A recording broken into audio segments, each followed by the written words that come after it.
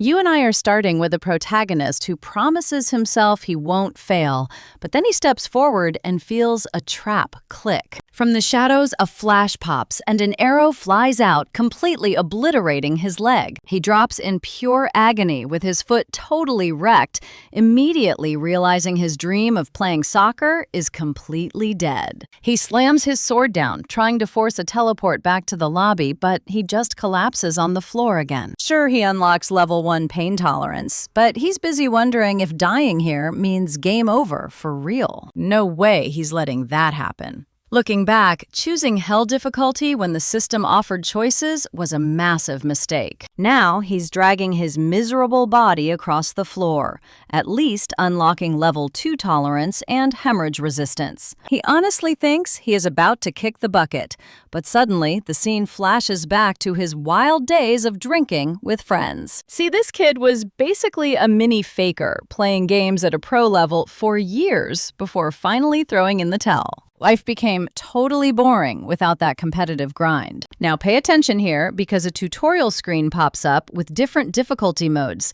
and this absolute madman picks Hell. Suddenly, a voice tells him to wake up, and he opens his eyes to find himself in a blank room with total strangers. He backs away, asking who they are, while checking out a bunch of massive pillars around them. Some dude explains this is the first floor of the tutorial, which makes absolutely zero sense to our boy, but then he spots a super cute girl standing near a pillar. Then the older guy chimes in, admitting they are all totally lost, and asks him to explain what he knows. Our main character mentions seeing crazy dimensional rifts popping up on the news all over the globe.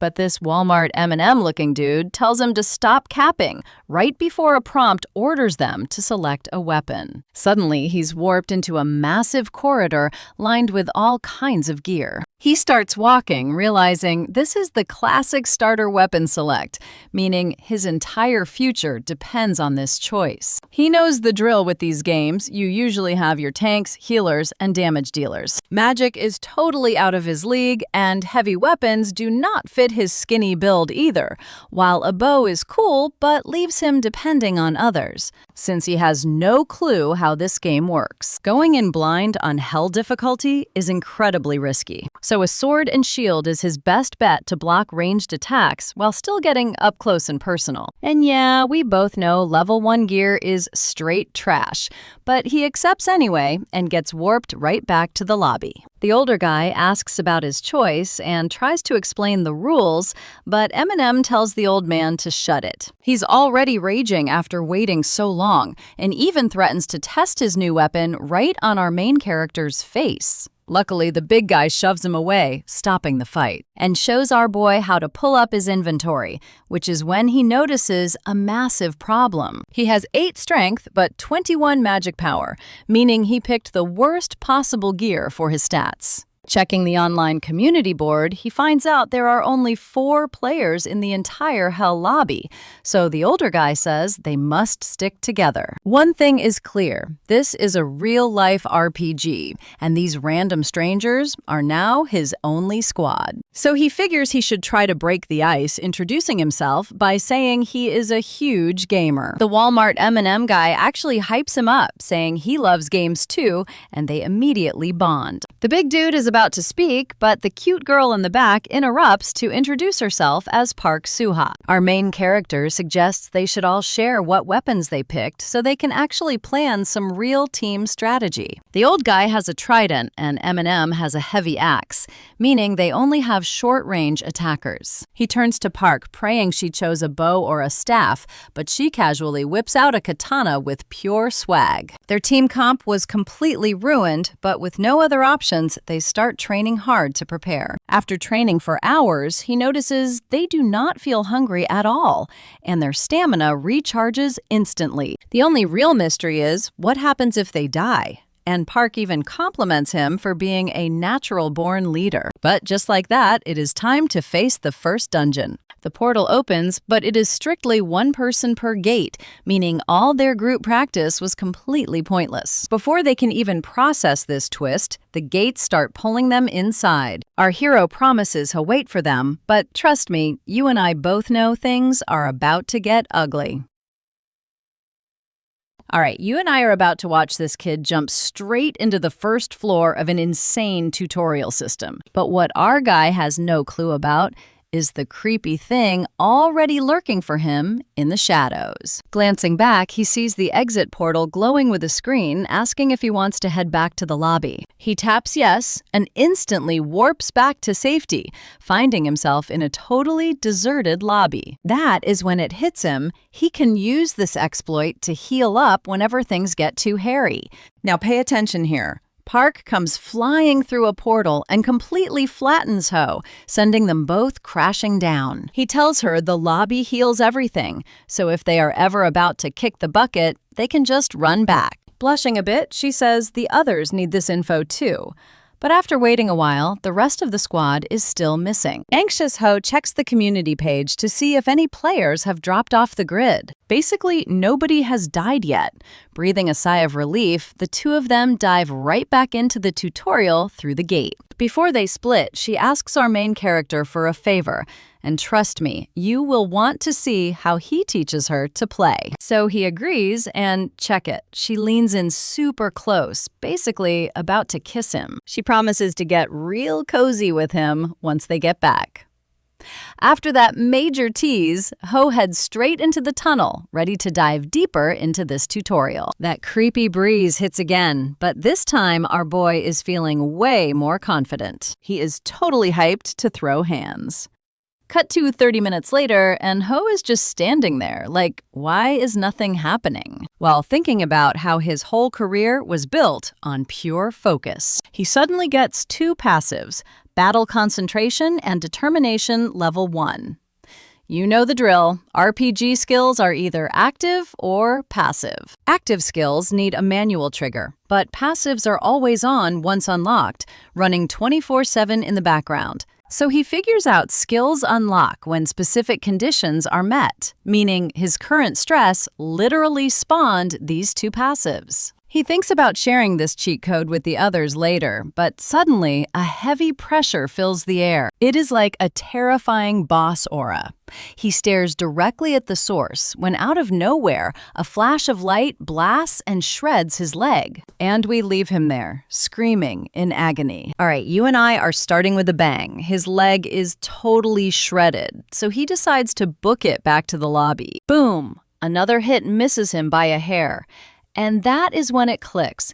Those crazy fast attacks are actually arrows. He barely ducks the next shot, but it still grazes his face. Suddenly, it is raining arrows, which actually levels up his passive pain and bleed resistance skills. Bro is literally crawling on the floor just to survive. Then, ouch, an arrow skewers his back, making him cough up blood. Covered in wounds, the absolute terror of dying completely wrecks his focus as panic sets in. But wait, this is where we see him remember his awesome lobby crew. He yanks the arrow straight out of his back and runs for his life toward the portal. The second he dives through, a massive notification pops up. He hit Awakening Level 1.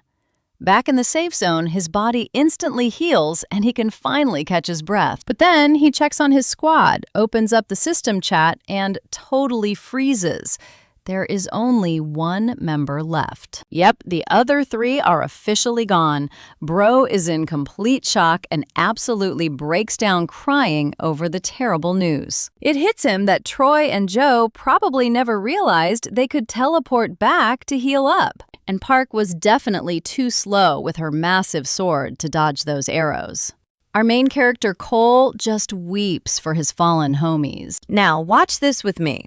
He checks his status screen and notices every single skill he has is just a passive. He only has 19 hours and 12 minutes to clear the first floor. Still hurting, he stands up, determined to beat this tutorial. So he steps right back through the portal and instantly drops into a solid fighting stance. He locks in and focuses on his surroundings. Suddenly, a bright flash at the end of the corridor fires straight at his face. He dodges and realizes it was aiming for his right ankle. Boom! That confirms the first shot always hits the same spot. This trap has a set pattern. The second arrow flies straight for his chest, but his shield clutch blocks it. The third arrow aims right for his forehead, which he barely dodges, but another shot immediately flies in right after. He tries to block again, but the force completely shatters his shield, and another arrow takes out his leg, making him crave that lobby. But nope, another arrow pierces his shoulder, and one more slams right into his chest. He slips past a headshot and collapses, and you and I are definitely going to want to see what happens next. Right before he flatlines, check this out. A clutch level up pops up, healing him and patching his gear. All right, you and I are going to watch our boy dodge a relentless storm of arrows, parrying every shot until they finally pause. That quick break lets him check his stats and confirm he hit level 1.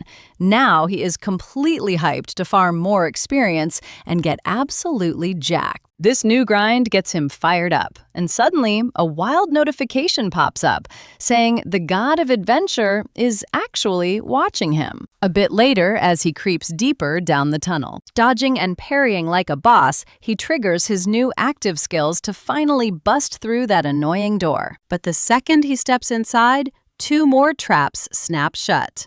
Luckily, his insane reflexes let him glide right past them without a scratch. He keeps pushing, slapping away incoming shots with his sword as his confidence hits the roof. After clearing that section, he peeps his stats and realizes all those near-death experiences actually unlocked some sick skills and leveled him up. He also spots a weird alert on his screen and wonders who this god of adventure character really is. He remembers the online board warning everyone about a strict 30-day limit for each floor, and failing it definitely means bad news. With that in mind, he gears up to dive straight into the pitch-black darkness of the next stage. Now watch closely, because arrows suddenly start flying at him from literally every single angle. He swats them away and blocks with his shield, but one rogue arrow catches him right in the leg. Still, he smiles because his pain tolerance is already level 8. To our boy that is basically a paper cut. He just keeps running until the exit comes into view. He takes another arrow straight to the back, but somehow he still stumbles through the exit. Bleeding out, he spots something incredibly weird in the center of the room, but his vision fades and he completely passes out. When he finally blinks his eyes open, he is sitting in a magical fountain that fully healed him. But then he spots a creepy red door. That is definitely the boss room. Without wasting a single breath, he officially starts the final stage challenge. The second the door slides open, he is hit with a fiery ruin surrounded by bubbling lava. Across the room, a giant crossbow monster locks onto him and fires instantly. He dives out of the way. Panicked but trying to form a strategy, he charges through the rocks while keeping his guard up against a constant barrage. Then, out of absolute nowhere, 2 flaming arrows blast him in the back. Another shot shatters his shield completely. He collapses to his knees, burning from the fire and taking massive damage. Right then, a flashback hits him. The memory of his fallen comrades flashes in his mind, fueling his resolve to keep going. Back in the day, he lived purely for gaming, not to waste time, but because he genuinely loved the thrill of it. It was the one thing he was proud of, and losing it left him totally hollow. But today, things are completely different. He is hurting and exhausted, but trust me, this is where we see him find his true spark and refuse to just give up again. He is absolutely done making that same mistake. Clad in flames, he rips his shirt off to douse the fire and charges the boss with pure rage.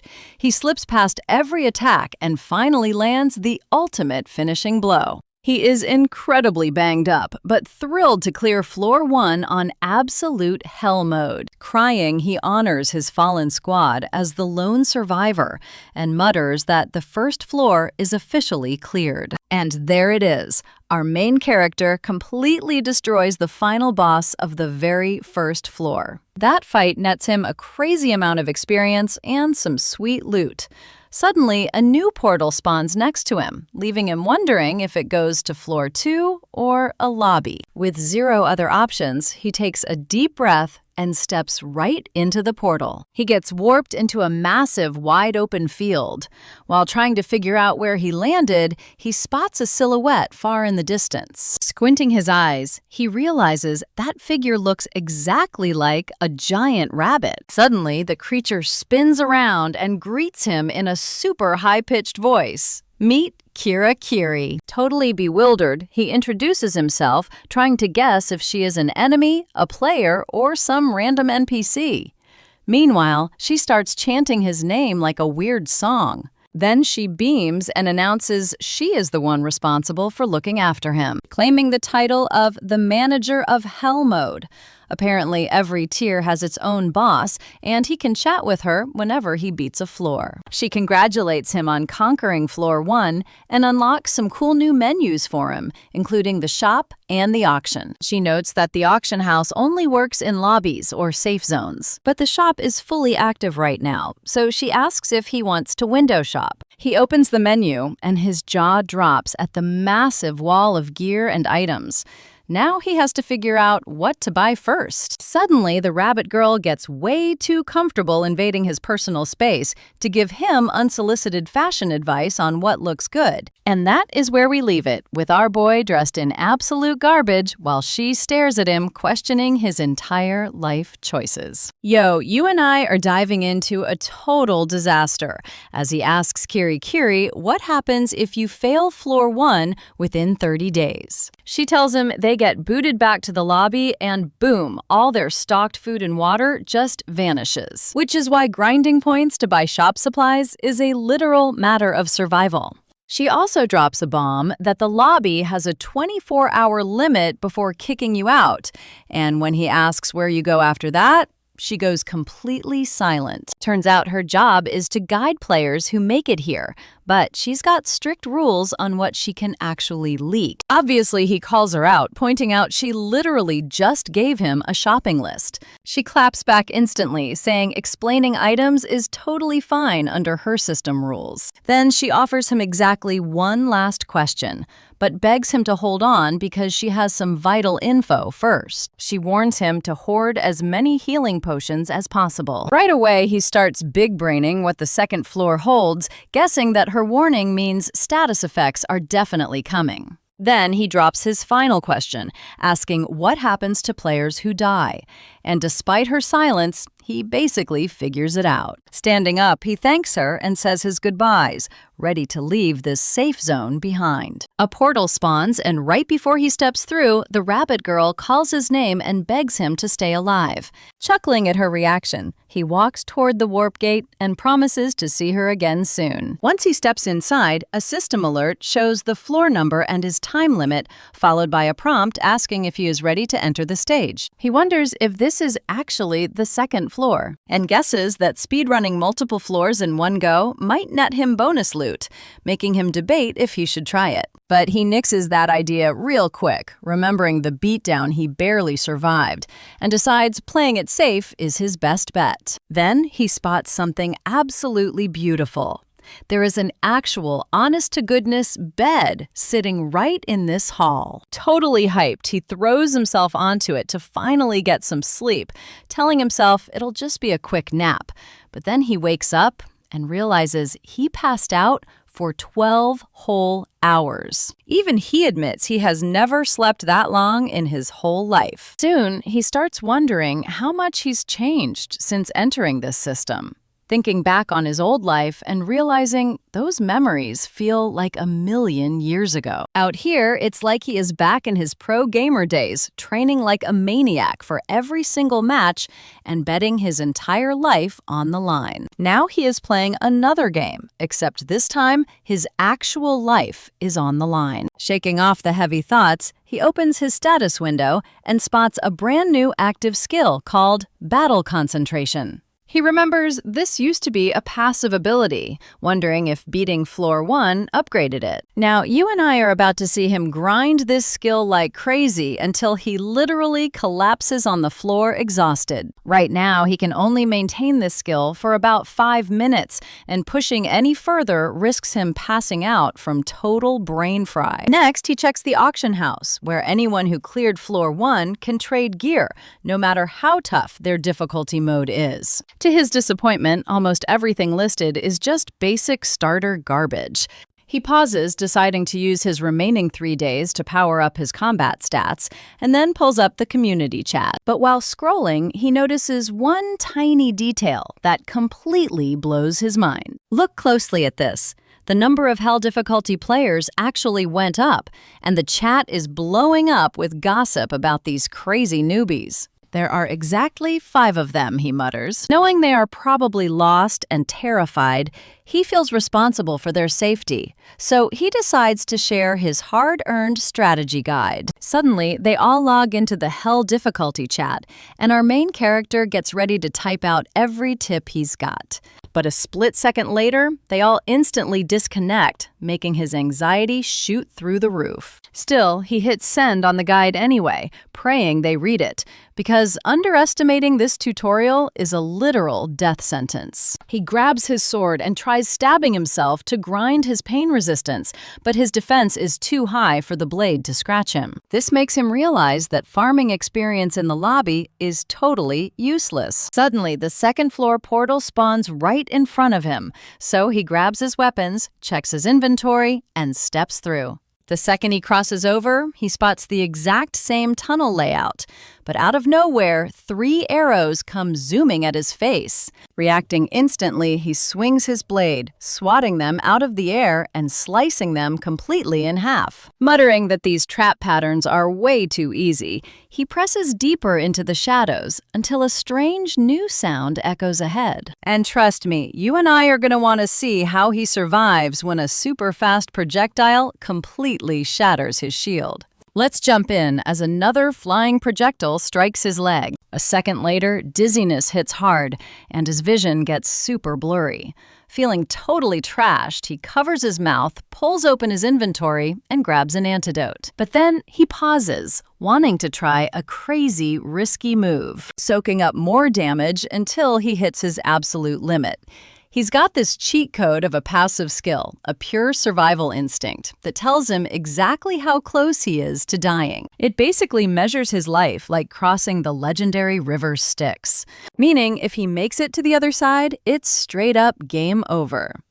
Checking his stats, he sees he has barely even dipped his toes in the water yet, so he saves the antidote for later. Instead, he grabs a strap from his inventory and tourniquets his leg to keep that venom from spreading like wildfire. Right on cue, a notification pops up, granting him level 1 poison resistance. He pushes himself back up and notices some leftover poison needles scattered on the ground, scooping them up in case they're useful later. But right then, the venom kicks into overdrive, forcing him to head back toward the lobby portal. Watch closely as he crawls to the portal, stopping to see how much pain he can take. Using that death sense, with the river's depth as his guide, he suddenly starts sinking like a stone. That sends him booking it to the portal before he kicks the bucket. Once he crosses over, his wounds and status debuffs instantly vanish. Next up, another alert pops, awarding him level 1 paralysis resistance. Standing back up, he decides to farm these resistance skills by taking way more damage on purpose. He heads straight back into the tunnel and the trap fires again. This time, he does his best to block and dodge.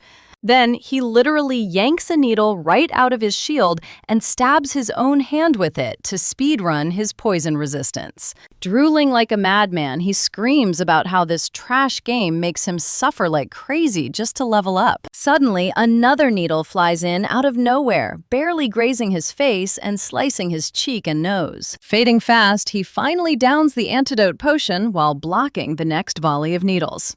Honestly, that just gets his hype levels way up. After grinding for a bit, he enters a new chamber where the heat is rising insanely fast. To beat the sweltering heat, he quickly pulls out some water from his inventory and splashes it straight over his head. Right after, 3 projectiles shoot at him, but his shield saves the day. Boom! He unlocks level 1 heat resistance. Pushing forward through the room, he downs a freezing potion from his inventory, wrapping him in a blue aura that slightly cools things down. But even that barely helps.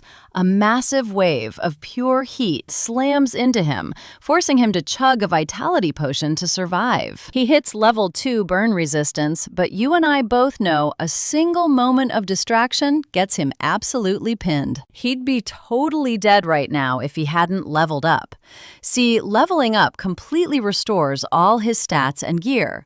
So he drags himself back up and rushes toward the exit of the chamber. With a massive wave of shots flying his way, he triggers his skill, Blessing of the Wind Spirit. Boosted to the max, he weaves through every single needle like a ninja.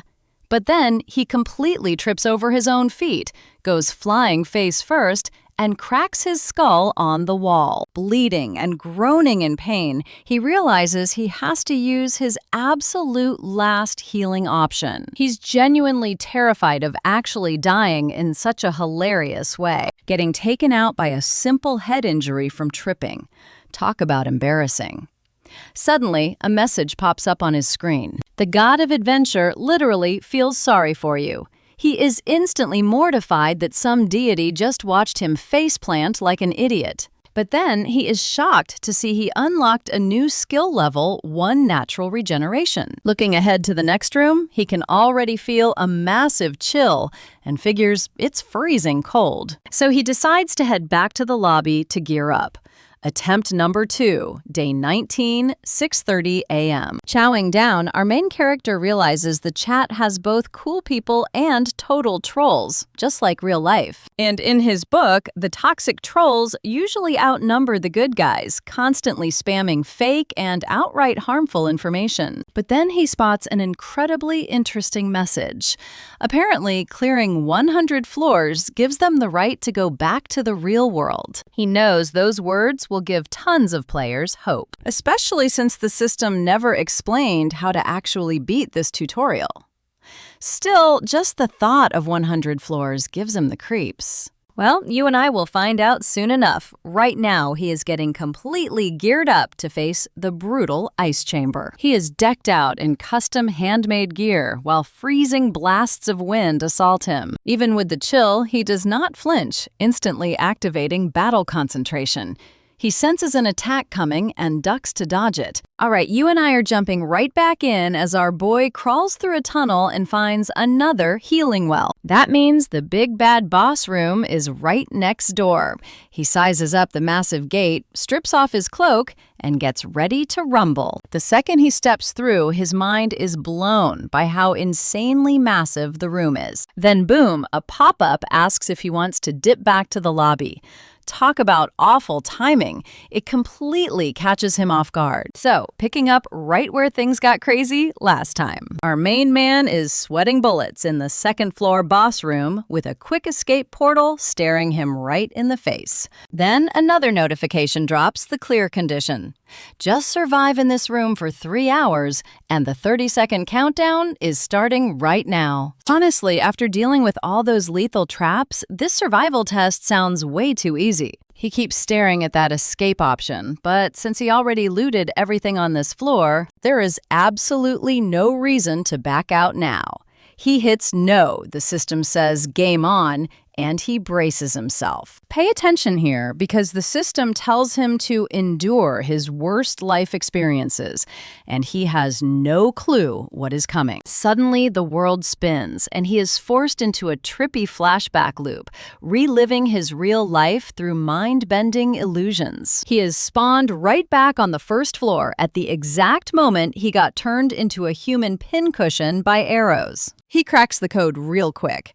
He just has to survive whatever mental trauma this game serves up for 3 straight hours. Next up, the game fast travels him straight back to his high school days. Oh man, it is the exact moment he poured his heart out to his crush and got brutally rejected. Talk about emotional damage. He literally groans that he would rather take physical beatings than relive this cringy nightmare. Honestly, mood. Our guy would gladly choose broken bones over dying of sheer embarrassment. Even the god of adventure pops a message saying they feel bad for him, and he immediately claps back. With no clock in sight, he is dragged into another nightmare.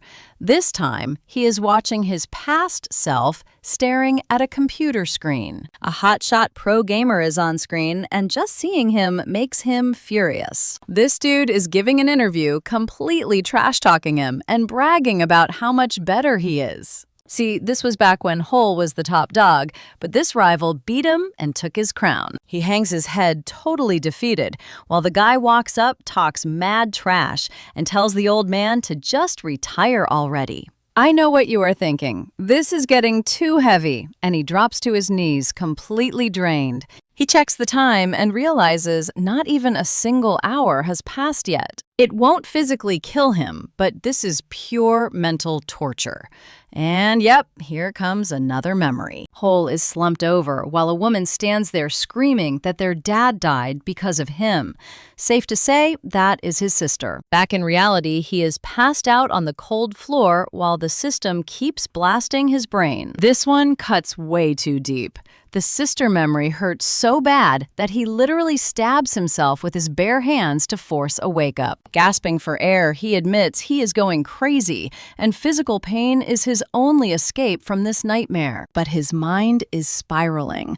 Was his old man's death really his fault? Before he can even process the guilt, he is sucked into a hospital room illusion. His sick dad is lying right there in the bed, and Hole quietly asks how he is holding up. The dad ignores the question, changes the subject, and asks if this still is not enough, leaving our boy totally confused. He tells him to get a real job instead of wasting his life on video games, and boom, the argument explodes. His dad doubles down, telling him the gaming phase needs to end so he can actually focus on his future. Our main character snaps, yelling about how hard he worked and asking if his dad even understands pro gaming at all. He screams, asking if he has any idea how hard he is fighting to survive, but his father just quietly says, "Son." But Hole cuts him off, shouting that his dad never even tried to understand him, before spinning around to leave. That is when his dad yells, asking if he even knows who is paying the bills, begging him to wait up. The old man begs him not to walk out. Then suddenly the illusion snaps and he is back in the main hall. He is mentally breaking, but the game is relentless. The next vision shows his father dead in a coffin. His sister stands there crying, blaming him because he screamed at their dad despite knowing about his weak heart. She blames him for everything. And honestly, you and I are left staring in shock. Just like him. All right, you and I are diving right back into the madness as our boy drowns in guilt, wishing he actually tried to understand before getting pulled deeper under. But out of nowhere, he slices his own arm with his sword. Boom! That sudden burst of raw pain finally snaps him out of the illusion. But he barely catches his breath before another crazy illusion smacks him in the face. This time, it's his sister and dad. They're just staring him down with pure judgment, blaming him for everything. So our boy Ho slices his arm even deeper to wake up. He's like, physical pain is nothing.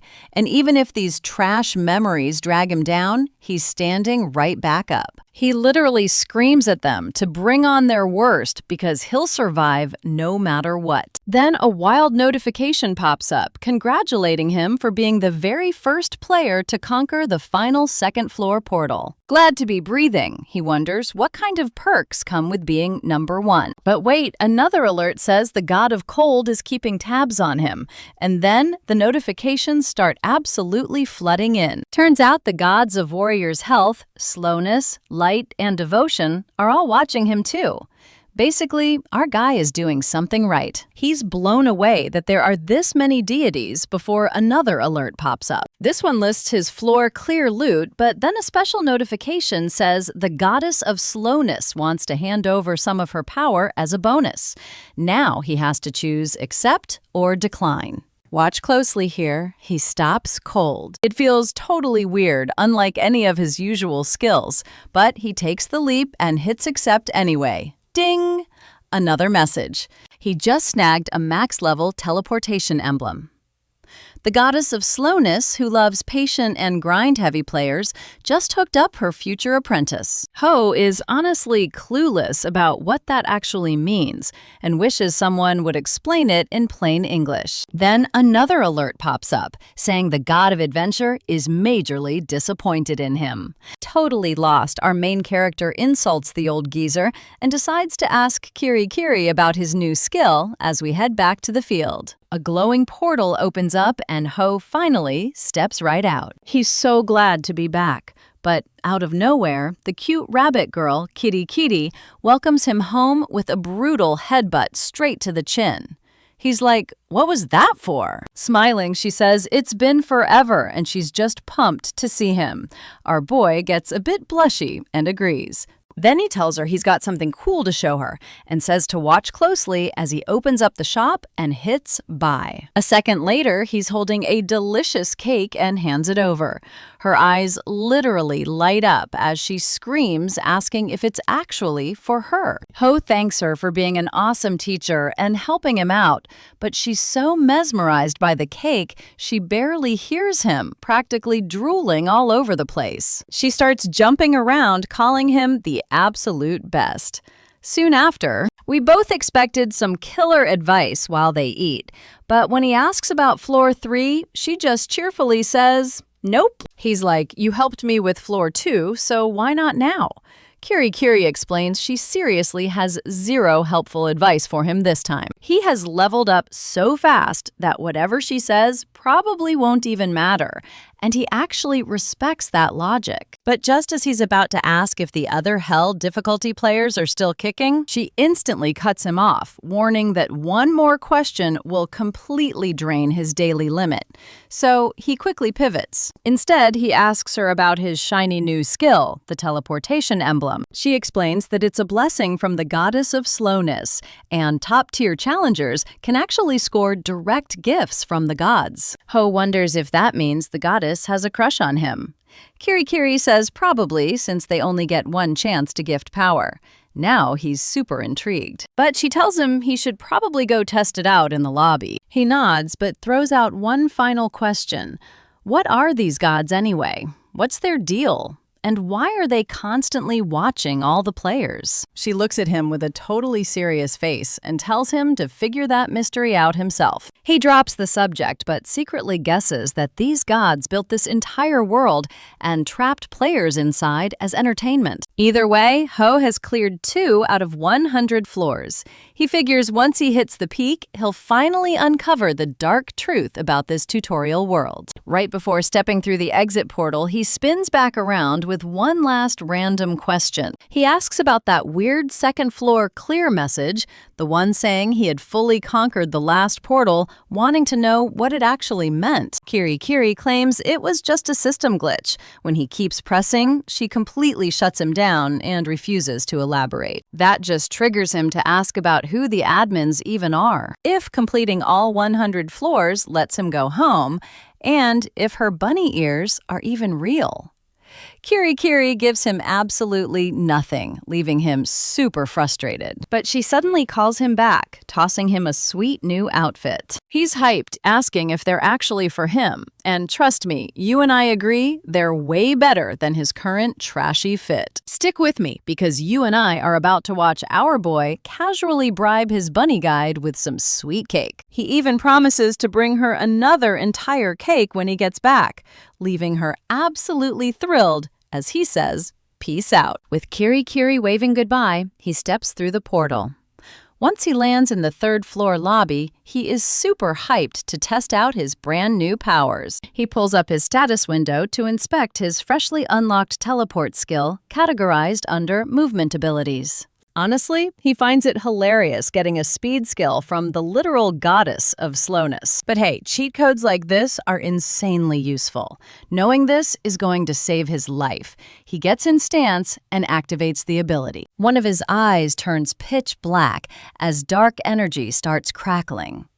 Suddenly, he vanishes into thin air and pops up a few yards away. Our boy is totally shook by how far he just blinked. Now, I know what you are thinking. This skill is broken. If this were a regular game, players would be crying for a nerf.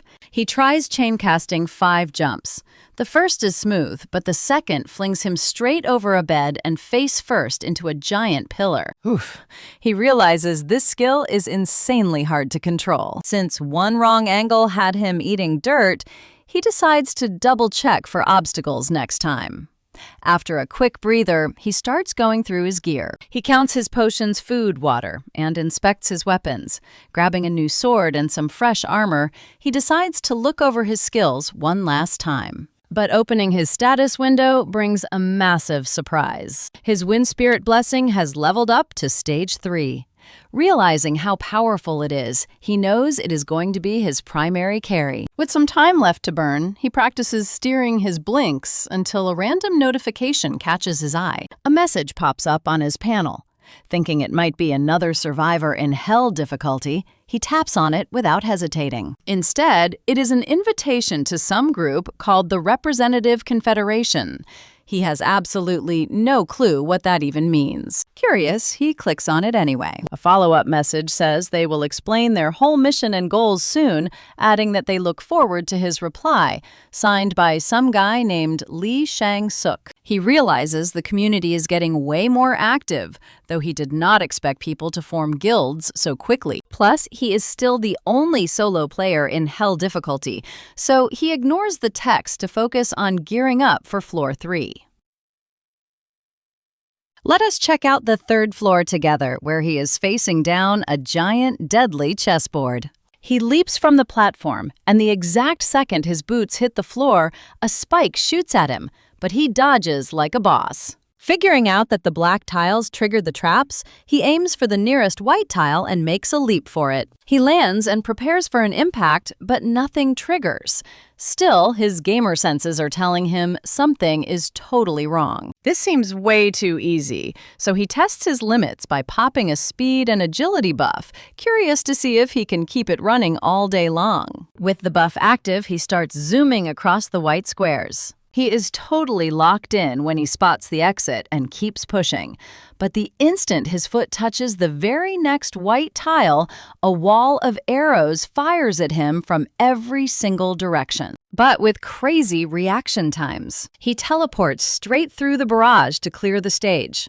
He complains how brutal it is that the tutorial baited him with safe white tiles just to set up a massive trap at the finish line. Without stopping, he moves on to the next zone. He reaches the recovery fountain right before the boss arena where players get a full heal.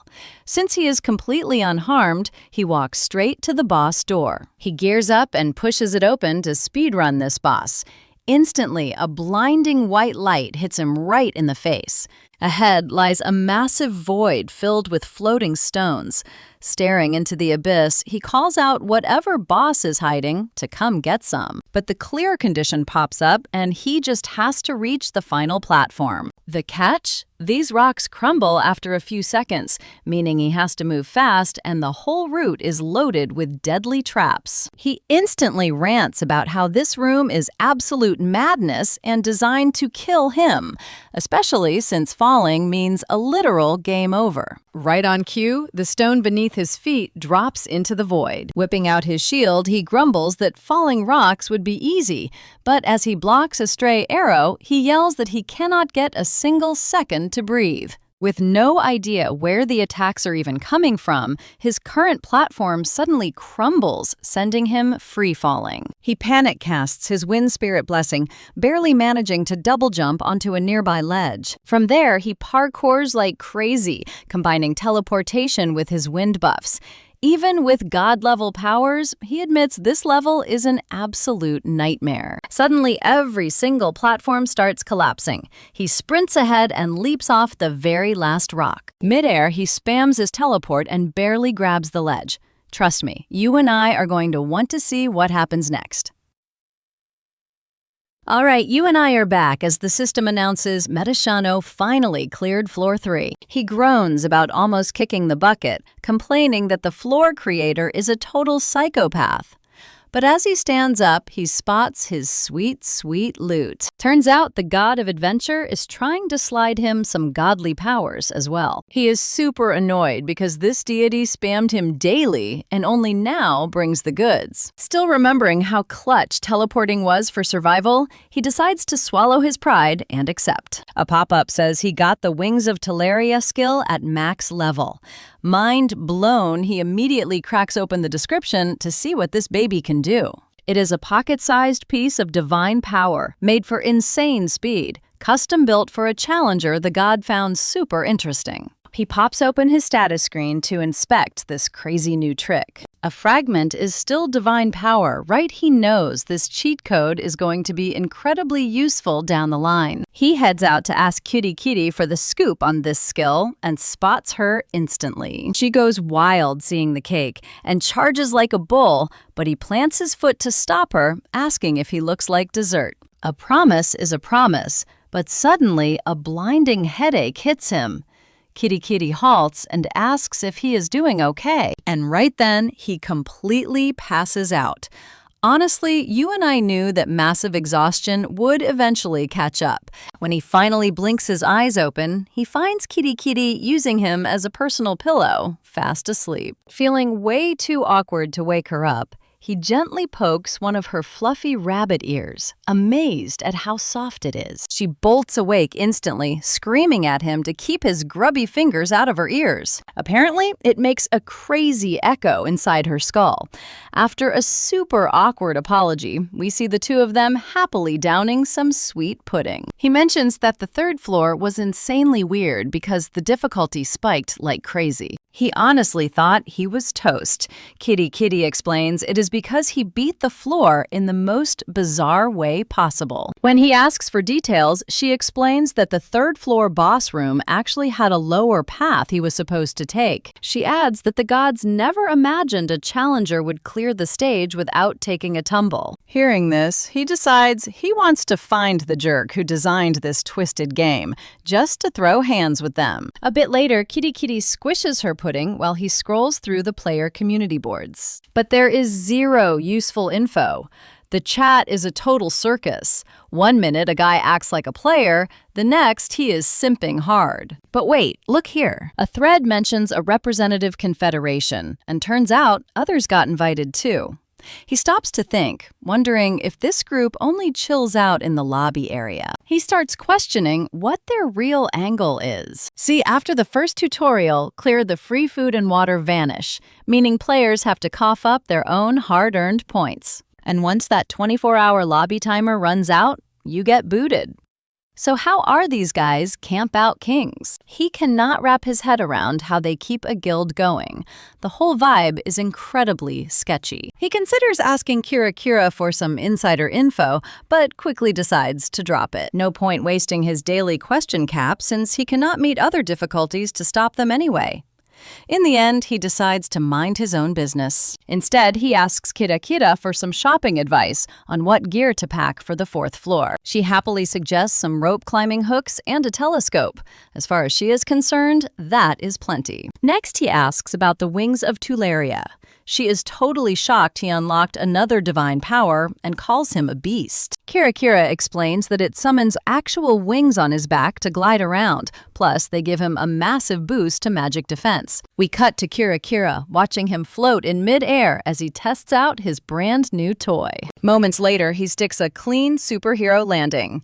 He thinks the skill is totally broken and begins hyping up the god of adventure like crazy. Kira quickly rains on his parade, reminding him it only lets him glide, not fly like a bird. He shrugs and says that is plenty. It is all about how he chooses to use it. Stacking it with his movement skill means crazy jump distance. Best of all, he thinks the wings look incredibly drippy on him and he is totally feeling himself. Then Kira tells him that since he came through with such a delicious cake, she is going to drop some heavy lore as a bonus. She waves her arm and a portal suddenly swings open. He stares in confusion, wondering if it is time already since it popped up so early, but Kira warns that the great conference is coming. He asks what that means, but she just warns him to stay alive. And trust me, you and I know the real fight starts now. Stick with me here. She shoves him toward the portal while he screams her name, begging her to wait. A second later, he face plants in the 4th floor lobby, still totally baffled by what she actually meant. Meanwhile, we cut to a crowded lobby where a dude is casually flipping a knife while another poor guy is tied to a pillar with a target painted on his chest, crying for mercy. The knife thrower takes aim and chucks it, nailing the guy right in the shoulder. As he screams in pain, the thrower laughs, bragging about how fast injuries heal here. Turns out this psycho is Lee Chang-suk, boss of the Representative Confederation. Back to our main character, who is gearing up for Floor 4 by training with his crazy new god powers. It takes a massive amount of practice before he can actually use both of them without messing up. Suddenly, a system message pops up, asking if he wants to enter the 4th floor stage, and he clicks Start. Stepping inside the layout feels just like Floors 1 and 2, only way bigger and more open. Suddenly, a massive crash echoes from the deep, dark tunnel. He wonders if a real opponent is finally showing up rather than just another annoying trap. Well, that thought evaporates instantly because a giant monster is blocking his path. Now pay attention here. This is his first real fight, and the game definitely did not hold back. It sent an absolute unit that lets out a deafening roar. The beast swings a massive axe and he barely dodges, instantly wondering how on earth he is supposed to kill this thing. He curses Kitty for not warning him about needing better weapons, but figures he just has to make do with his current gear. Locking in, he activates Battle Concentration.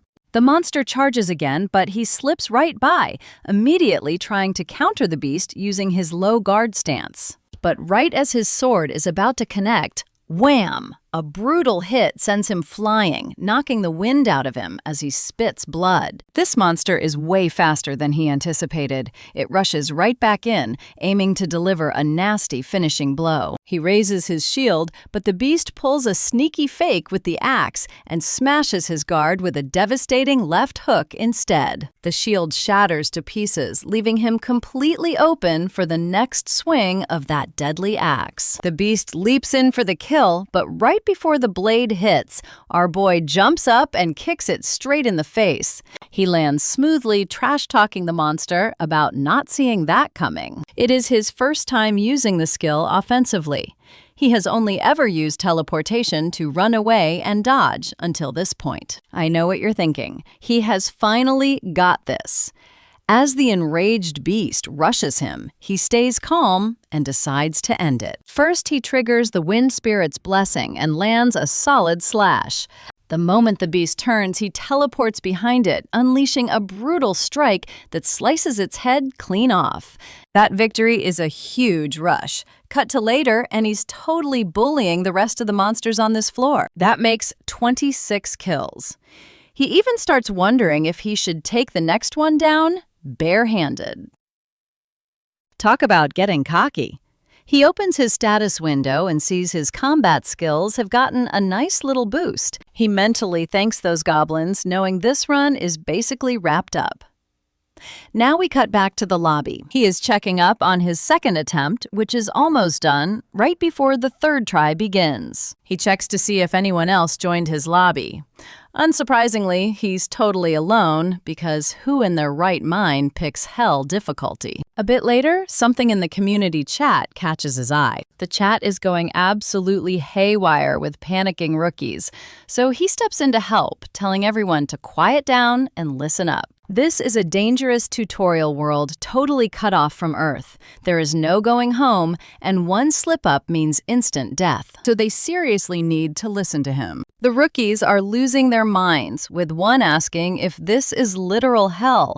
Another replies that everyone around him was eaten by monsters. He urges them to stay calm, but that horrific story lingers in his head, especially when someone else asks what monsters even are. That question is from an easy mode player. Once the rookies explain the horror, our main character is completely stunned. Suddenly, everything clicks. Earth itself has transformed into literal hell as we cut to his homeworld plunging into total chaos. Portals have opened everywhere, spewing out endless hordes of vicious monsters. The army steps in to fight back, but it changes absolutely nothing as thousands of innocent people get wiped out instantly. Soldiers and cops try desperately to contain the beasts, but smaller nations simply do not have the firepower and get wiped off the map. Worse, the monsters keep coming, and trust me, you and I are about to see everything collapse. You and I are starting this wild ride with 90 million dead after just 2 weeks. Seriously, that number is insane. Back to our main character, totally freaked out that the world is ending. Suddenly, his mom and sis pop into his head.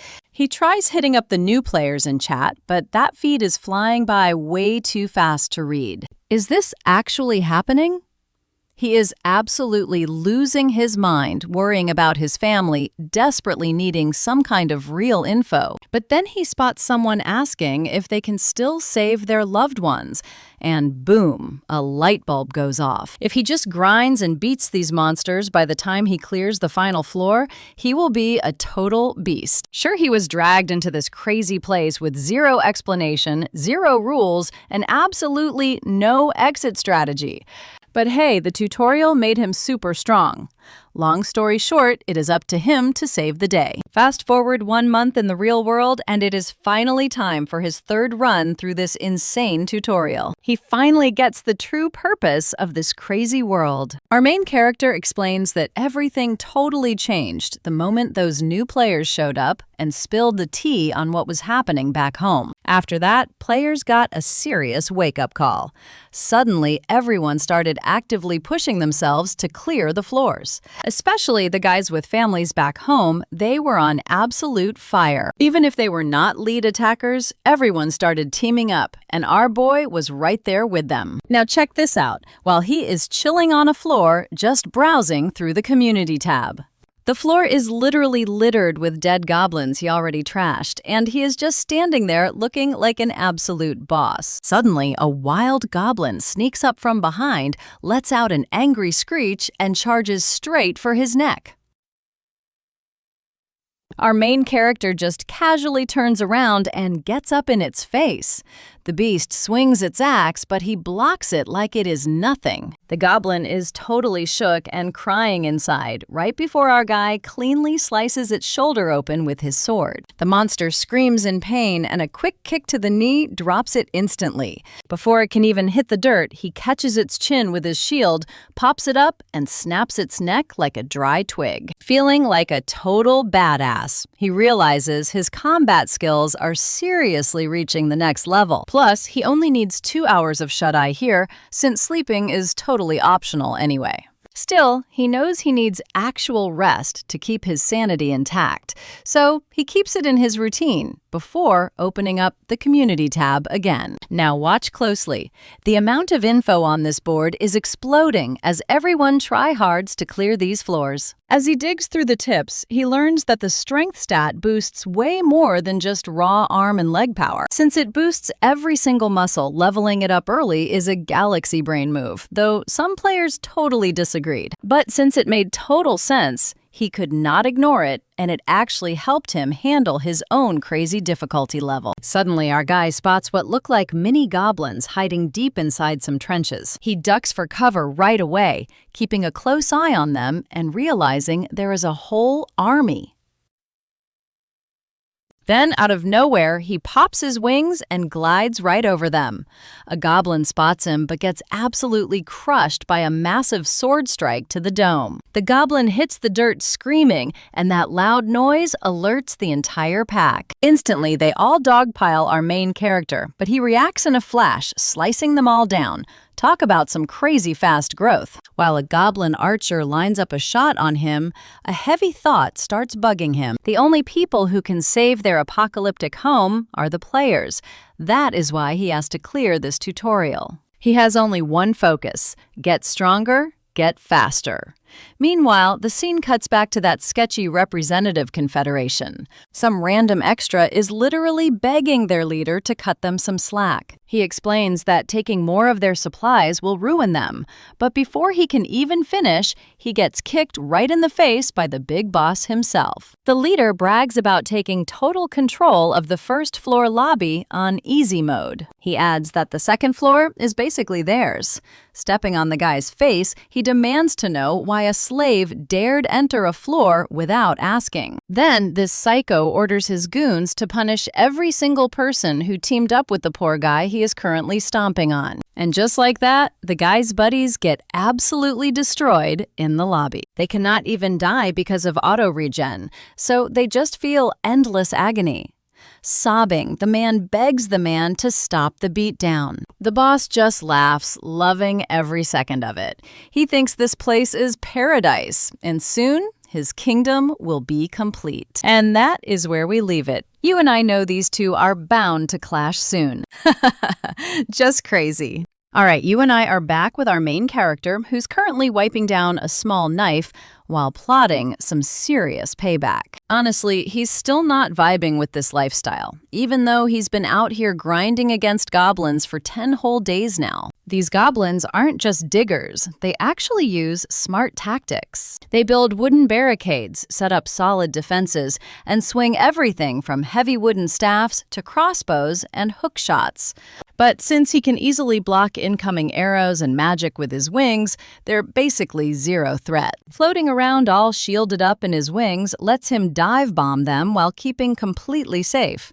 Because of that, farming these guys is a breeze. But man, his shield is totally trashed. Going to the lobby would fix it instantly, but he can't just run back home every single time. So the plan is to swap out both his sword and shield once he beats floor 4. He realized he was leaning way too hard on his blessings, but a few days of non-stop brawling unlocked a ton of new skills. His frozen stats finally started skyrocketing, proving that mixing things up is way better than just spamming the same old moves. Before this, he spent basically the entire time on the early floors, just dodging arrows. And his raw combat skills only leveled up because he kept throwing hands with these annoying goblins. Now pay attention here, because a massive roar suddenly catches him off guard. And trust me, this big goblin behind him is way stronger than any monster we've seen yet. He unsheaths his sword and braces himself, immediately realizing this guy is built different. It is slightly shorter, but basically the same.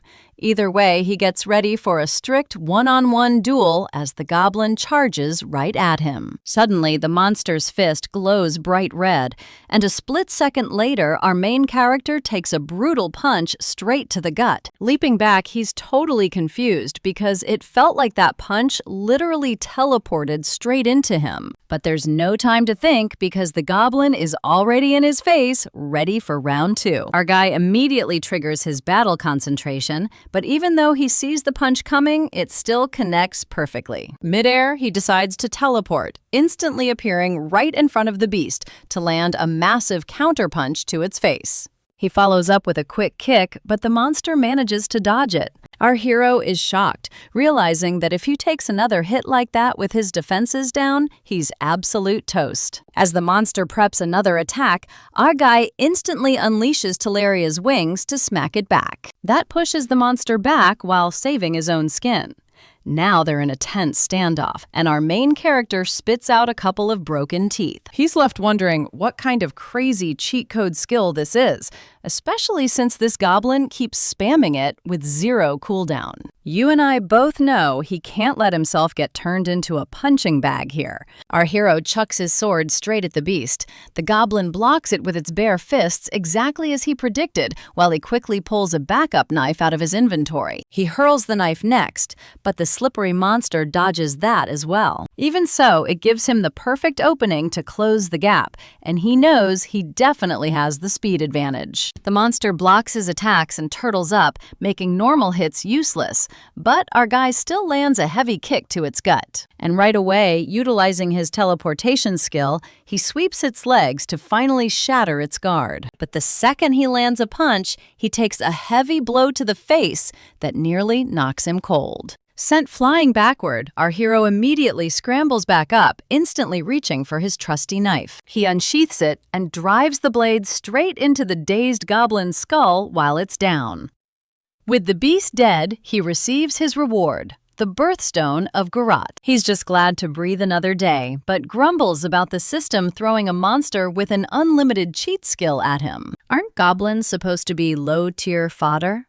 Well, at least he levels up. Right after we see him resting next to a glowing, healing spring. It's a fountain right outside the boss room, and as he takes a quick drink, he can't stop thinking about how absurdly strong that last goblin was. Hydrated and ready, he walks toward the boss chamber, knowing that if floor 4 was this brutal, the actual boss is going to be a nightmare. For a moment, he hesitates, wondering if rushing in now is just a suicide mission. After some quick math, he decides to head back to the safety of the lobby to stick with his slow and steady strategy. Hearing rumors about the real world had him on edge anyway, so he logs back into the lobby for his 3rd attempt, on day 14 at 8:30.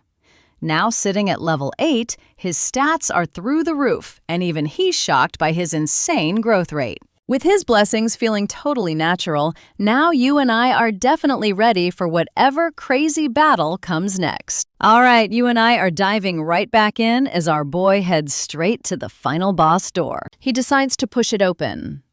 A wild wind blasts his face, and boom, he instantly gets teleported. He spawns on a creepy mountain at night, looking around totally lost, until a system notification pops up and tells him to eliminate the Goblin King. That definitely puts him on edge. Now he's just got to figure out where this big, ugly king is hiding. Stuck halfway up the mountain, it's decision time. Either head down or keep climbing up. He takes a beat, then starts trekking up. After a long hike, he reaches the peak and spots a fortress with massive walls. Peeking through his scope, he counts about 20 guards. The front gate looks like the only entrance, but his wings are a total cheat code. Time to move? He sprints straight for the wall, triggers his teleportation at the last second, and leaps right over it like a ninja. The second he lands, he spots a guard, sneaks up, and cleanly slits its throat. First task, take out the perimeter guards, then find where the king is nesting. And trust me, Chapter 25 ends right here. After dropping that ugly little guard, he sighs in relief that no one noticed, and quietly praises his level 4 stealth skill. Honestly, this mission feels like one of those hardcore stealth games from his past life. But boom, some tiny goblin up in a watchtower spots him and starts screaming bloody murder. The little guy is absolutely losing his mind. Our boy just grins, deciding stealth was totally optional anyway. He pops Talaria's wings and declares that today they're all going 6 feet under. 0 survivors allowed. The scene cuts to morning, and yeah, he completely wiped the floor with every single goblin in the place. Now he's just chilling and enjoying the scenery. Looking at the horizon, he realizes this world might not be some fake magic illusion or computer program. It could actually be a real planet out in space. Everything feels so insanely real, and he honestly thinks living here might not be the worst thing ever. He shakes it off and locks in. By his count, there were 32 goblins living here. They weren't nearly as tough as those floor 4 goblin instructors, and way fewer in number. Clearing this fort was basically a walk in the park. Wait, so where's the big boss? Looking out, he realizes that massive city is where we'll find him. The place is huge, tucked away inside a ring of mountains. Right in the center sits a giant castle where the king is probably chilling. Peering through his scope, he notices these buildings are surprisingly advanced. They are in great shape. This definitely isn't just some primitive, dirty monster camp. It is a legit civilization, making him wonder if these guys are even basic goblins anymore. Usually they are just brainless, savage monsters, but thousands are living together here. The scale of this place is absolutely mind-blowing. He estimates a full day's hike just to reach the city gates. But that is not all. 4 key outposts guard the peaks in every direction. Looking at the city's scale, they could easily have 100,000 soldiers ready to fight. If they swarm him, he is completely toast. Fighting them in the open is a total suicide mission. That leaves him with only 3 potential battlegrounds: the central castle or those mountain outposts. Then, something catches his eye. He quickly zooms in with his scope and spots a little goblin cavalry squad. About 20 to 30 riders are heading straight for his exact fortress. Honestly, that works out perfect because he can just ambush them right here. It is showtime. Climbing down, he figures the squad won't be able to open the heavy gates easily. And if the fight goes south, he can easily retreat into the mountains to hit another outpost. The game plan is to slowly whittle down their army by conquering all 4 mountain outposts. Once they abandon the hills, he will sneak into the city, snipe them from the dark, storm the castle, and assassinate the Goblin King. Third try, day 17, 9:20 at night. A goblin shrieks in agony and our boy snaps, "Why are you screaming? Pipe down." Leaping onto a tower, he mentions that during these skirmishes, he realized the goblins have actual coordinated communication. Their front line shouted alerts, while a few riders broke off to sprint back to the city. Even though he cannot understand their language, he knows their squad leader did everything possible to buy them time. That captain held his ground until his dying breath, just so his comrades could warn the city. Honestly, our boy starts to respect the hustle. They are not brainless beasts. In fact, they look like defenders fighting to protect their homeland from a terrifying monster. Honestly, you and I can't even blame them. That captain was still the enemy, but it was an honorable play. Spreading his wings, he glides into the night sky, chasing down the escaping riders without a shred of hesitation. All right, you and I are jumping right into the action as our boy swoops in and slices a goblin down. The last 2 goblins straight up realize they are completely doomed. He explains the goblins sent 20 soldiers, then 30, then 50.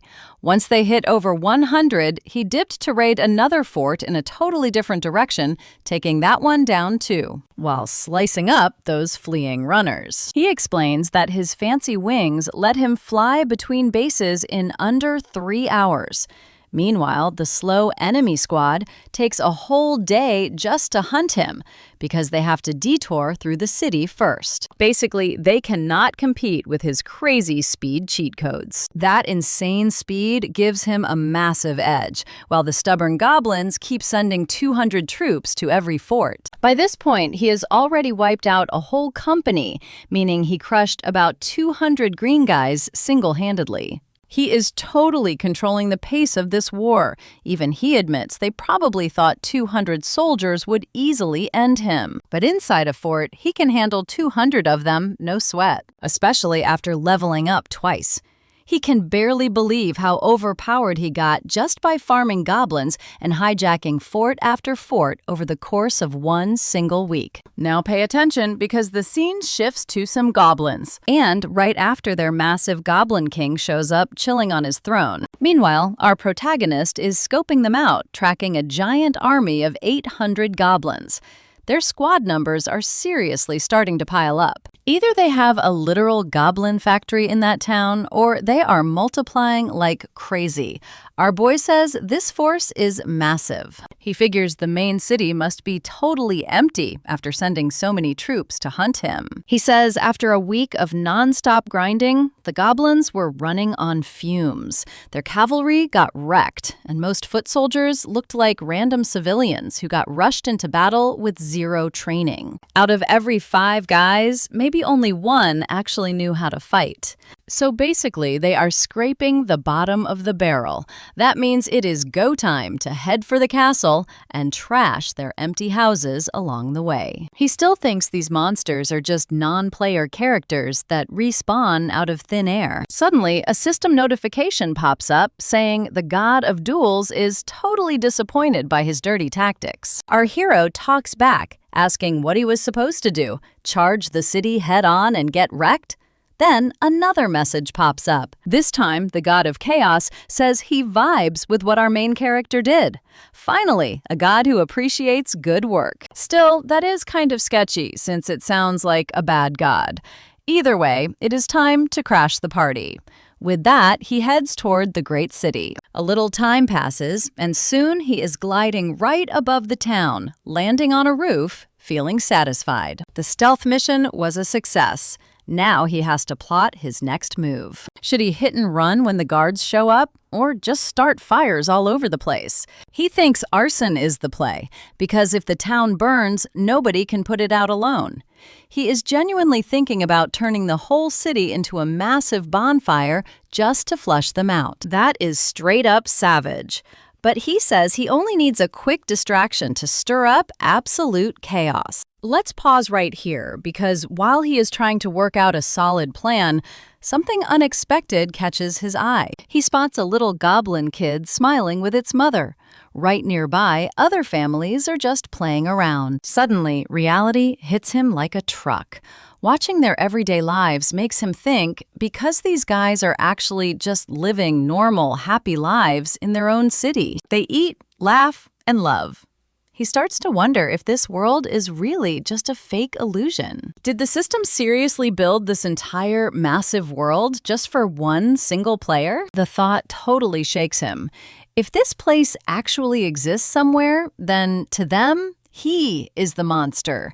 A terrifying monster who showed up out of nowhere to slaughter everyone. That one hurts. He remembers a goblin trying to speak right before dying, and he wonders what it was saying. None of the monsters he fought went down easy. They all resisted to the absolute end. Some stared at him with pure hatred. Others charged him with absolute rage. Some even held their fallen friends and cried. He has taken out countless goblins, but never felt bad before because he thought it was just a video game. Now that mindset is starting to shatter. Our boy always assumed they were fake NPCs who would just respawn later. But now he cannot stop questioning if that was ever true. So he scraps his plan to burn the city and heads straight for the castle before the army returns. As he glides above, he wonders how he is going to find the boss and where he is hiding. While checking out the castle, he spots a boarded-up window and realizes that has got to be it. So he crashes right through, smashing his way inside. Immediately, the guards swarm to protect their leader, showing our guy he guessed right. He knows the 4 bodyguards are strong, but trust me, you and I know he is going to wreck them. First up, you and I get to see him strike a cool pose, teleport, and start shredding the entire room. In seconds, he teleports right up to the king, standing face to face with absolutely nobody left to protect the boss. Naturally, Ho whips out his sword to end this, but the big boss just slowly raises a single hand. Our main character freezes mid-swing, totally confused about what the heck just happened. Then the king speaks some gibberish, showing zero sign of fighting back, and Ho just goes, "Sorry, man, I cannot understand a single word you are saying." No idea, dude. Seriously, how are you this clueless? We finally see the Goblin King's pathetic face, and man, it is hard not to feel bad. Ho tells him since he is not fighting back, he will make this quick and painless, and then totally finishes him off. He feels pretty awesome about the kill. But immediately after the strike, he spots little goblin kids sneaking around. They crawl out while Ho frantically tries to show he has no beef with them. Now watch their faces closely. Even without speaking their language, he can totally tell what is going through their minds. Right on cue, a notification pops up announcing he cleared the 4th floor of the tutorial. More system windows flood in, detailing his loot and showing the gods want to trade his bonus reward for a unique skill. Because of that, the big gods hold a literal vote on whether he gets this special power. The final tally is 12 in favor and 7 against unlocking the level 5 knowledge before the Age of Babel skill. Super cool reference. This story is totally bringing in the Tower of Babel. While he is left wondering what this ability actually does, he suddenly understands the weeping kids calling him a literal monster. They scream that God will punish him, making Ho desperately try to explain he had absolutely no choice in this. The system forced his hand to clear the floor, and he is just trying to survive and find a way out of this crazy trap. But their pure, burning hatred feels way too real, making him seriously question if this entire world is just some sick game. Suddenly, a warning pops up saying the god of adventure is blinding him, and everything goes pitch black before another notification hits. The goddess of slowness is absolutely livid. What is going on? Suddenly, he wakes up back in the massive hall with Kiri Kiri. Looking over, he spots her standing there, completely giving him the cold shoulder with her back turned. When she finally spins around, her face is totally serious, and Ho can instantly tell she has been dodging him on purpose. Walking up to her, she nervously asks if he is mad, since she basically shoved him straight into that portal earlier. Before he can get a word in, she starts rambling apologies, but Ho quickly tells her he is not mad at all. He assumes she was just freaked out by all the blood on him, but she insists he has every right to be furious. That triggers his memory of the previous floor, where his vision blacked out, and he got forcefully dragged back the second he read that alert. Thinking it over, he realizes these gods can actually force their divine powers directly onto him. You and I would be totally confused, too. Why did the adventure god step in, and what made the slowness goddess so angry? He turns to Kitty Kitty and declares he has a ton of questions, including all the stuff he skipped during their last chat. Since he has plenty of points to spend, he demands she explain everything about these gods, especially how they relate to his own journey. She hesitates before explaining that the higher-ups are watching him to see if he has what it takes to become a divine apostle. That is huge news, leaving Ho even more baffled than before. Kiri Kiri adds that while grabbing a god's attention is tough, becoming their official apostle is nearly impossible due to some hidden secret conditions. Pointing a finger at him, she warns that his situation is completely unprecedented, and one day he will have to choose a side. Next, she breaks down the goddess of slowness, explaining her title does not just mean making objects or people move like snails. She is the eternal guardian, tracking the endless flow of time itself without ever making a single mistake. Ho is barely grasping the basic version because this deep lore is just way too much. But when he tries to ask about the adventure god, Cutie Cutie cuts him off, saying his question limit is officially maxed. He realizes he just blew the rewards of 2 entire floors on these answers, proving god-level intel is insanely overpriced. Kitty Kitty tells him to stop overthinking, which catches him off guard as those dark memories from the 4th floor flood back. Wearing a deeply serious expression, he quietly agrees, and more time slowly passes in Kitty Kitty's cozy waiting room. Next, we see the duo together as the cute bunny girl advises him on what combat gear to grab, helping Ho pick out some killer new weapons. First is a cool gladius blessed by a nameless god, featuring a simple but incredibly clutch special effect. He also snags a massive cavalry sword, and trust me, you and I are going to love watching him swing it. Stick with me, this next weapon cannot take magic buffs. Plus, he grabs a normal-size sword he is used to, and an absolute unit of a blade twice that size. Now he is dual-wielding these bad boys as his main weapons. Since they fit totally different battle scenarios, Hojie knows they are both going to come in handy real soon. But the final item is the real MVP. A literal Punisher pistol that shoots insane magic-infused gunpowder blasts. Talk about overpowered. The catch? It completely shatters after just 5 shots.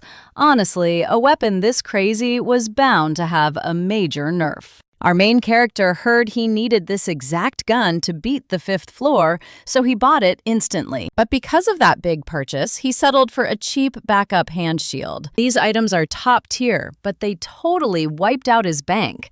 Next time, he plans to grind more points and buy a shield that is actually decent. Right after the portal to the next floor spawns.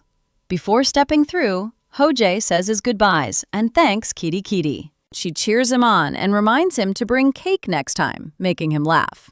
He was honestly wondering when she was going to bring up her favorite snack. With that, he enters the portal and lands in the 5th floor lobby. He has finally made it to floor 5, baby. At this point, he can barely even picture the faces or remember the names of the folks from floor 1. It has been months after all.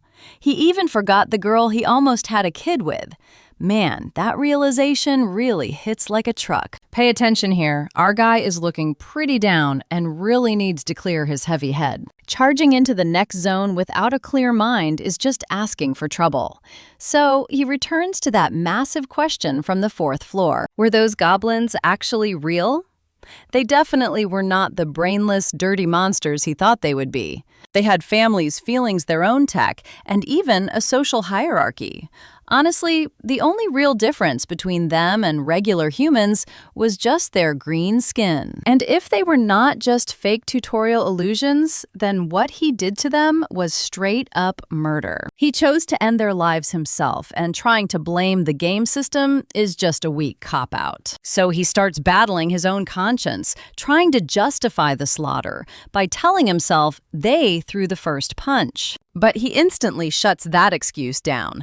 The goblins were mostly trying to defend their turf, not hunt him down. At the end of the day, he picked the fight, pushed the assault, and wiped them out.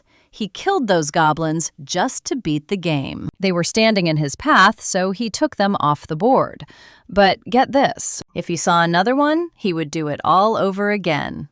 This is not a game, and people back home are still getting slaughtered by monsters. If he gets strong enough in this place, maybe he can go back and rescue them. But wait, he corrects himself. Honestly, I know what you're thinking. Protecting his family and friends is a totally relatable goal.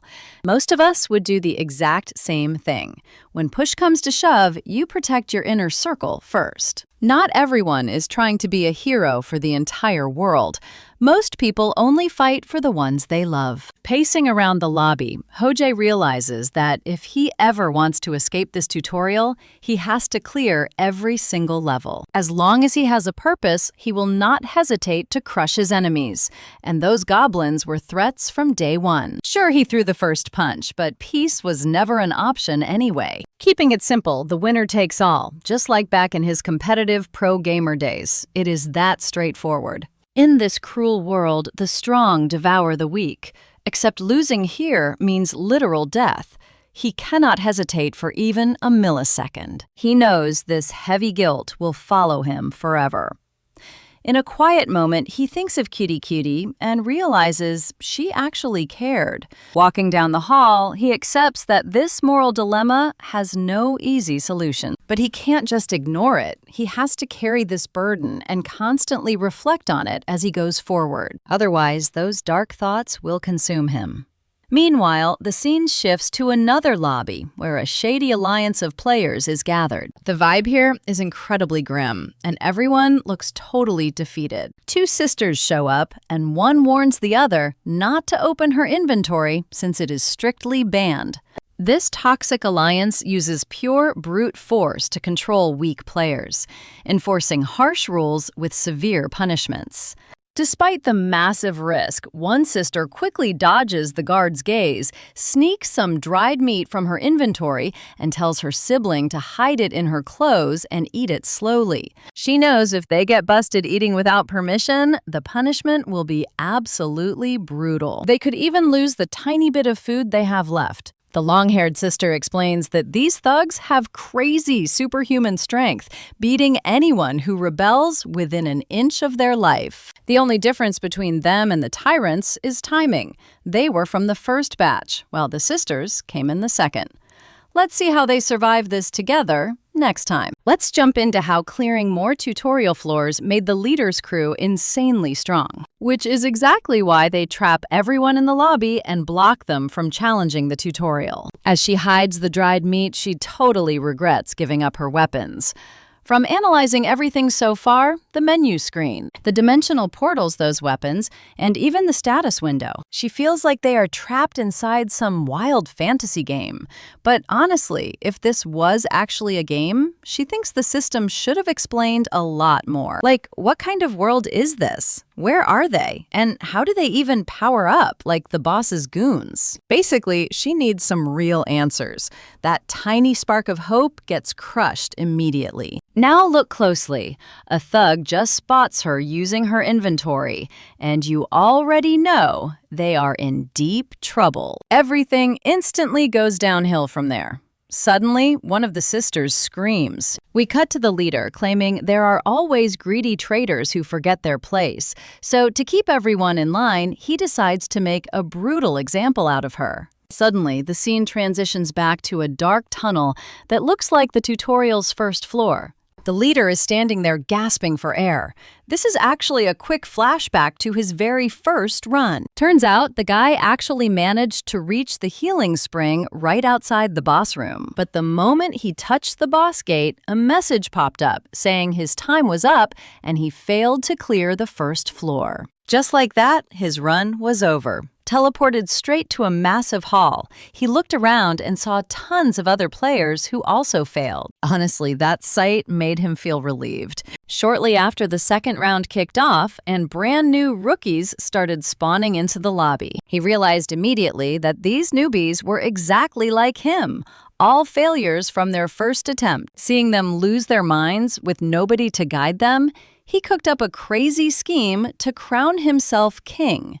This guy seriously thinks he is some big-brain mastermind. Once he locked down that first-floor lobby, his union moved up to the second floor and started robbing supplies from new arrivals. Yeah, this dude is a menace, and they did not stop there. They banned everyone from tackling the floor solo and totally wrecked anyone who dared to rebel, beating them half to death. Now, actually dying in the lobby is pretty tough since everyone gets that crazy auto-heal regeneration. Still, it is possible, as you and I will see soon. Plus, no matter how much time ticked away, players could teleport right back to the lobby before facing the boss. For 29 days, you gotta survive solo, but there is a juicy reward at the end. Meet the lovely Slave King himself. Just look at that face. And that is exactly how he brainwashed all those terrified, weak players who were too scared to keep climbing into his loyal slaves. And thankfully, that long flashback for this absolute clown of a leader is finally over. No lie, that whole backstory dragged hard. I am way too used to our boy throwing hands instead of listening to boring history lessons. Seriously, that was way too much talking. Let us get back to the actual action. Speaking of our main character, we cut back to him reflecting on how fast he leveled up on that last floor. His stats shot way up, but his status resistances stayed completely flat.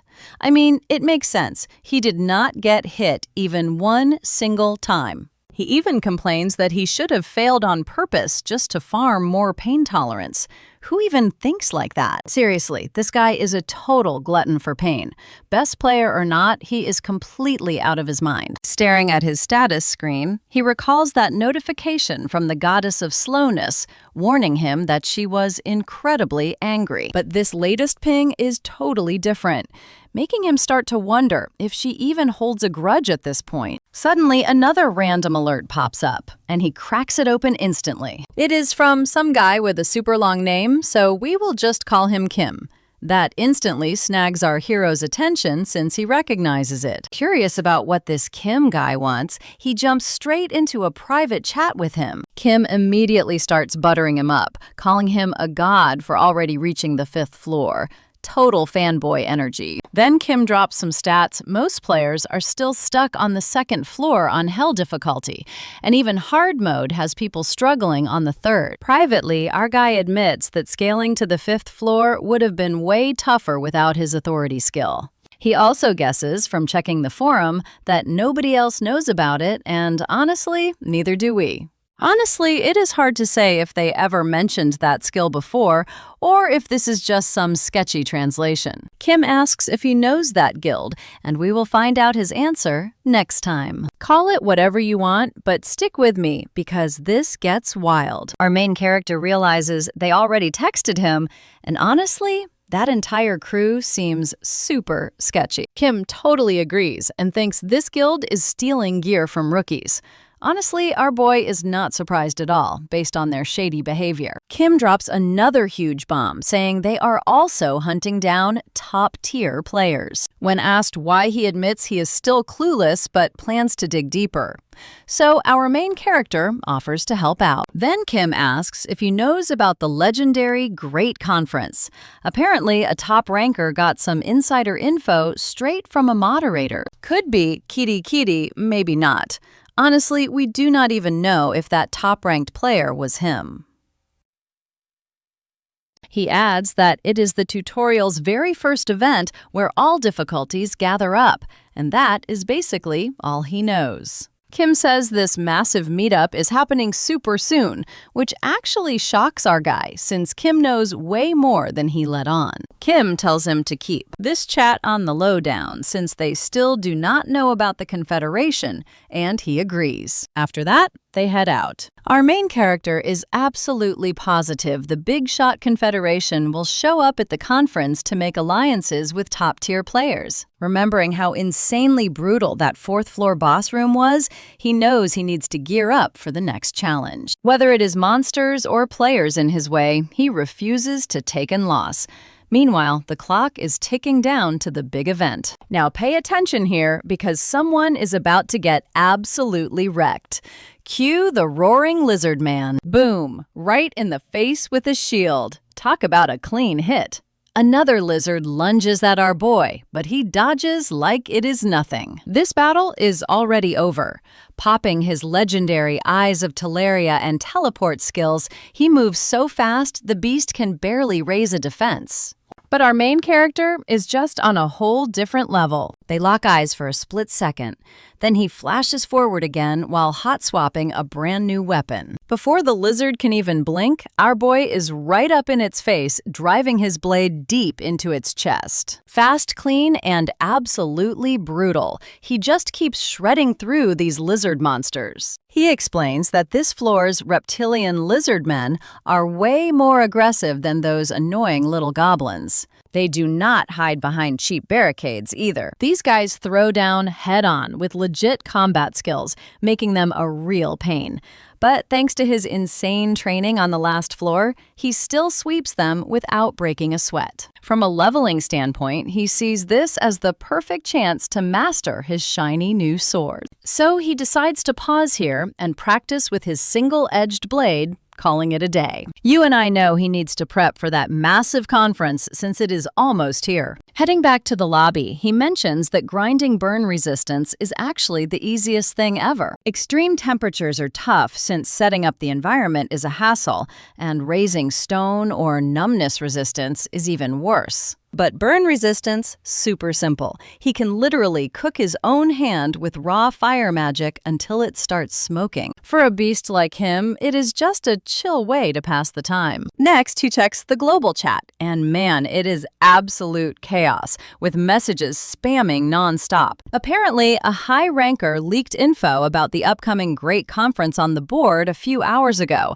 and the community is completely losing its mind. Gamers who only knew each other through text are finally getting a chance to meet in real life. Honestly, for everyone stuck in this tutorial, this is easily the most chill event yet. For players constantly risking their lives, this news was a total blessing.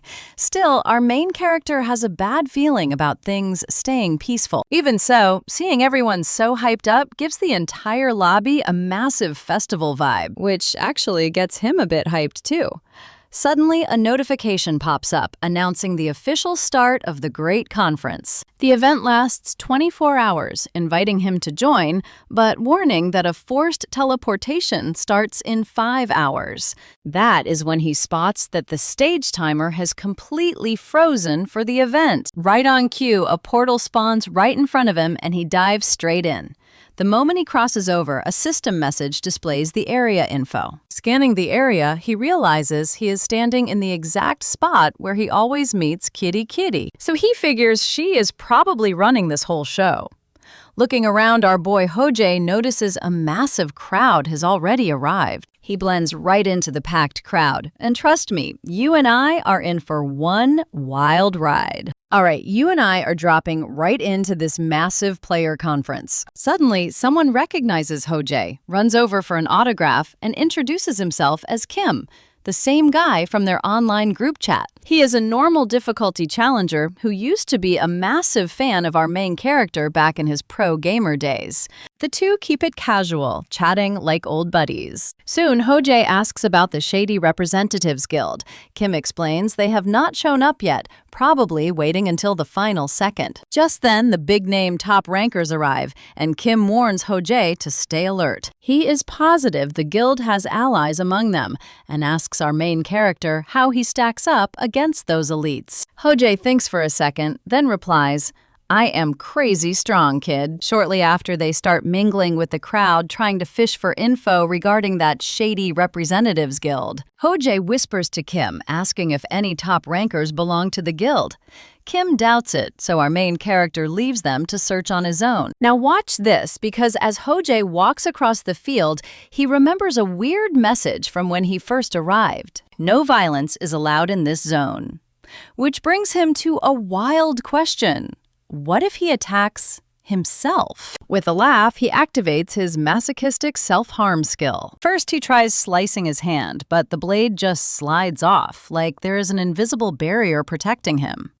When he finally gets a cut through, it heals up instantly. That sparks another brilliant idea. He throws a heavy punch at his own face, but barely feels any pain. Going all out, Hojay literally tries to choke himself, but the system forcefully pushes his hands away from his throat. He is pondering this until Kim yells his name. Hojay blinks and suddenly asks, "Wait, what was your name again, kid?" Kim sighs, telling him it is Kim, and asking how he already forgot. Hojay just laughs it off. Deep down, he knows Kim is a genuinely good guy who helps others selflessly. He actually respects that a lot. Maybe they can be real friends later, though. In this brutal tutorial, Kim might easily end up dead, like his old allies. They keep chatting as time flies by. Our protagonist suggests they should have blasted the community forums with news of the guild's terrible crimes. Kim points out that doing so is way too dangerous for the informant, especially since they are in this very room. Turns out you and I are dealing with an informant hostage who still managed to leak secrets to Kim. Kim really takes their pain to heart, knowing this tragedy will just keep happening over and over. He desperately wishes he could stop it, but Hojay warns him that low-floor players can barely do anything to help. Most are terrified, but Kim believes at least 10 normal difficulty players and 1 hard mode player are ready to fight back. They are all terrified that if this evil guild keeps growing, things will get incredibly dangerous. But looking around, our main character knows for a fact that every single person here is weaker than him. In the real world, cash and fashion show status. In this tutorial, it is all about your weapons and armor. Their posture, balance, and spacing give them away. Hojay has gotten seriously good at scanning these tiny details to judge their true skill. Comparing online forum data with what he sees here, there is a massive power gap between him and everyone else. Even their overall presence is on another level. Easy mode players always seem a bit more relaxed than the rest. It makes sense, since they can farm points easily and do not face near as many deadly traps. Normal difficulty players usually scrape by with just enough points to survive, but the hard mode guys interest him way more. Most of those guys are stuck on the first or second floor, even with shared walkthrough guides. Very few actually reach the third floor, resulting in an insanely high death rate, and barely any clears. Yet the hard mode challengers on the third floor are uniquely bizarre. Ho-jae assumes the brutal difficulty is the reason, since every single one of them looks completely miserable. Before long, our main character basically becomes their teacher. He explains how vital it is to level up their resistances, especially heat, since he previously cleared a massive flame trap. His advice is simple: burn until you are almost dead, then teleport back to safety. When someone asks how to practice, that he suggests heating up stones to make fire. Then, out of nowhere, he squeezes his fist so hard that thick smoke starts rising from it. The crowd is absolutely stunned, and one brave onlooker nervously asks what his heat resistance level actually is. Ho-jae casually mentions his heat and cold resistance are level 4, while his burn resistance sits at level 7. That totally breaks their brains, leaving us with just one big question. Is this guy actually a monster? All right, you and I are jumping right back in, where our main character keeps his level 11 pain resistance a secret, just as Kim yells that the Confederation group is here. Ho stares right at the boss man, absolutely dying to throw some hands. Kim steps up first, saying they gotta talk, coming face to face with the guild leader, who just hits him with a savage, "Who even are you?" Kim introduces himself and straight up asks if they have been stealing food and water and jumping random players too. The leader just smirks, asking what kind of receipts he has, and tells Kim to show the proof if he actually has it. While Kim starts bringing up the rumors, Ho senses someone sliding up on them. And guess who rolls in? It is that creepy dude our main character compares to Orochimaru, probably bringing the top-tier rankers who run with this trash guild. Now watch this part, because on Ho's side, they only have a couple normal mode scrubs and himself. So he scopes them out and notices a bunch of total weaklings mixed in with some heavy hitters from normal and hard difficulties. The terrified folks shivering in the back are definitely the victims, making him realize this whole situation is totally messed up. Right then, he locks eyes with one of those sisters from before. She desperately tries to throw him a signal, and our main character gets the message right before she bolts straight toward him. The leader spots her and tries to snatch her up, but right as his hand reaches out, the moment we have all been waiting for finally drops. Ho teleport slips right past the boss and grabs her, landing a nasty gut punch on the way out that folds the leader like a lawn chair. Once our main character shields her, he looks back and asks what she wants. Her answer: go ahead and wipe them all out. Then we flash back to the perspective of the girl Ho just saved, who had been watching him and wondering if this guy was actually the famous Lee Hoo-jae. Like, no way. To her, he was the only one keeping his cool. Unlike the other players, he acted like this was nothing, totally chill. But she knows she is running out of time, and this event is her absolute last shot. That is when we find out the Confederation boss murdered her long-haired sister, who passed down every single secret she uncovered before she died. It was intel on the tutorial world, and even if it was not worth dying for, she still memorized every single piece of it.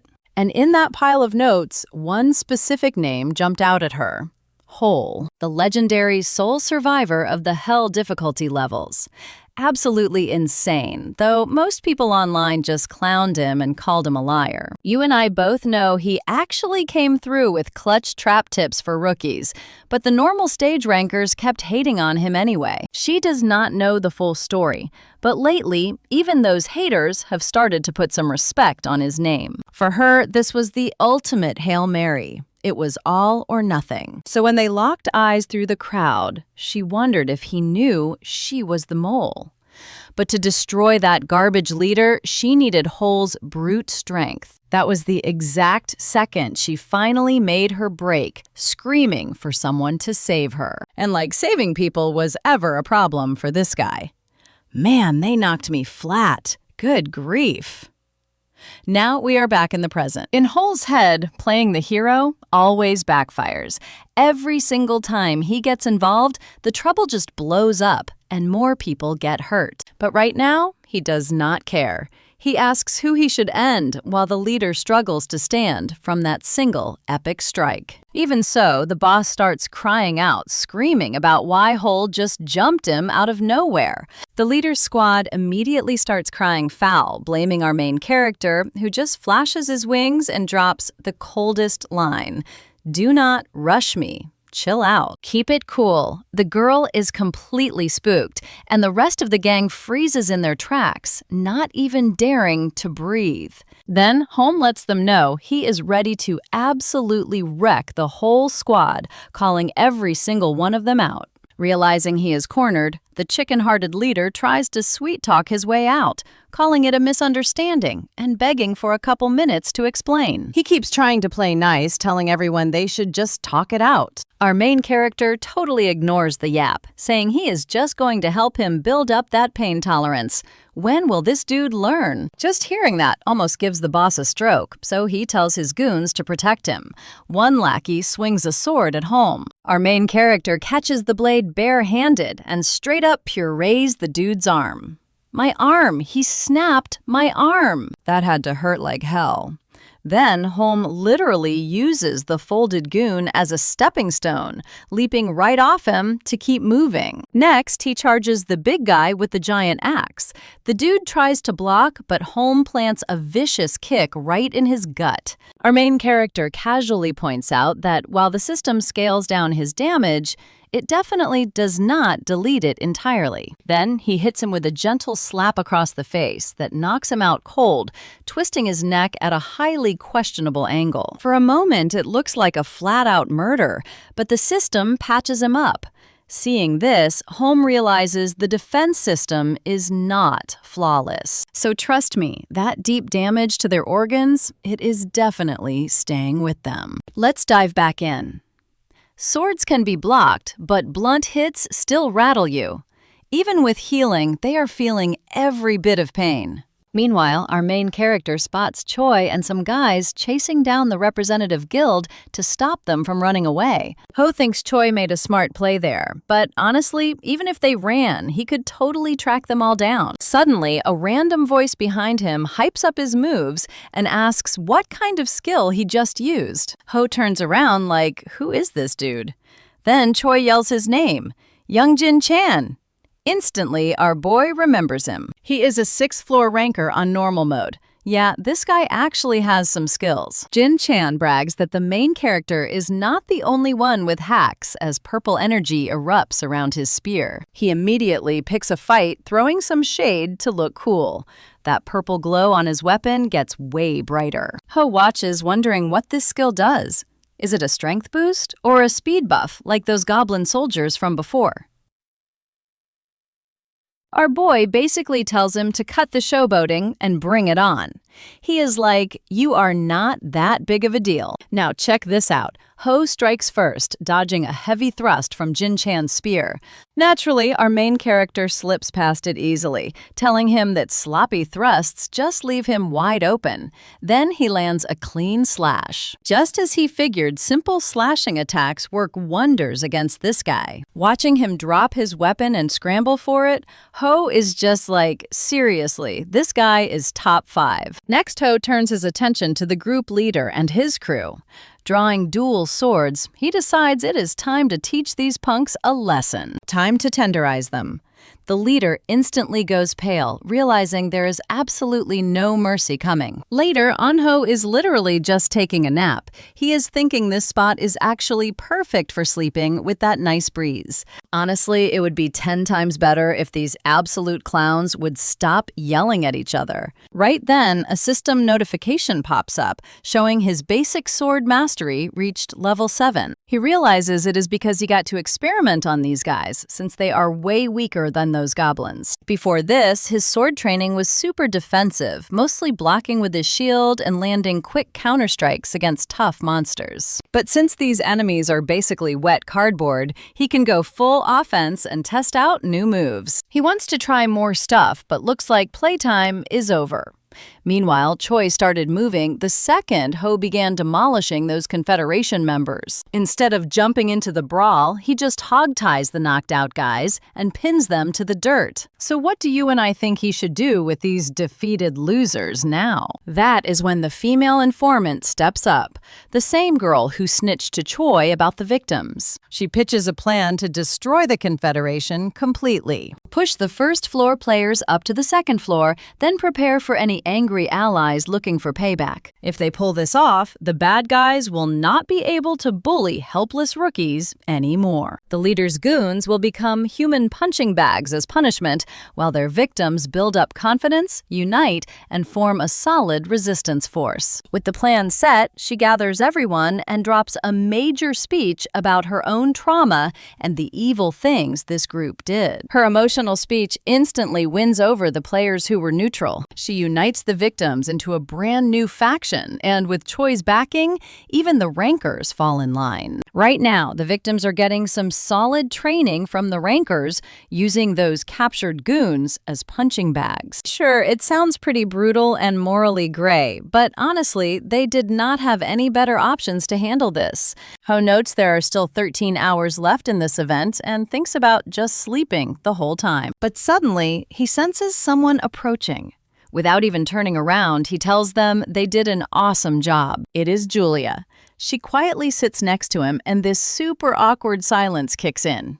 Ho finds this incredibly weird. Julia says she wants to thank him again on behalf of her big sister and all the other victims. Our main character did not even know she had a sister, but she keeps talking, admitting her next favor might sound totally shameless. And by the look on his face, he is already bracing for a massive sob story. Eventually, she spills her whole life story, explaining everything that went down before and after she entered this tutorial world. She even tells him how her sister died before finally asking him for a favor. She knows it is a big ask, but promises to repay him. This completely catches Ho off guard, and he literally starts stuttering in confusion. He is totally flustered. Trust me, you and I need to see if he actually trains her. All right, you and I are about to watch this girl demand instant power, and honestly, who wouldn't want that? Then our main guy gets a sudden brain blast and handles it in his usual totally unhinged style. And by unhinged, I mean he literally hands her a straight-up Glock. Boom, instant power upgrade. She asks how strong the gun is, but he casually admits he has never actually tested it out. But he still warns her to be super careful. What a total genius. She literally just lost her sister and survived total hell with the Confederation, so his solution is packing heat. No way this backfires. She actually thanks him, swearing to live for other people and fight tooth and nail to protect her squad. And much to our hero's disappointment, she claims this is how she is going to pay him back. Seeing her hold that piece like a certified assassin, he asks where she is headed. She just looks back and says she is going to test drive it. And obviously she already knows exactly who is getting it first.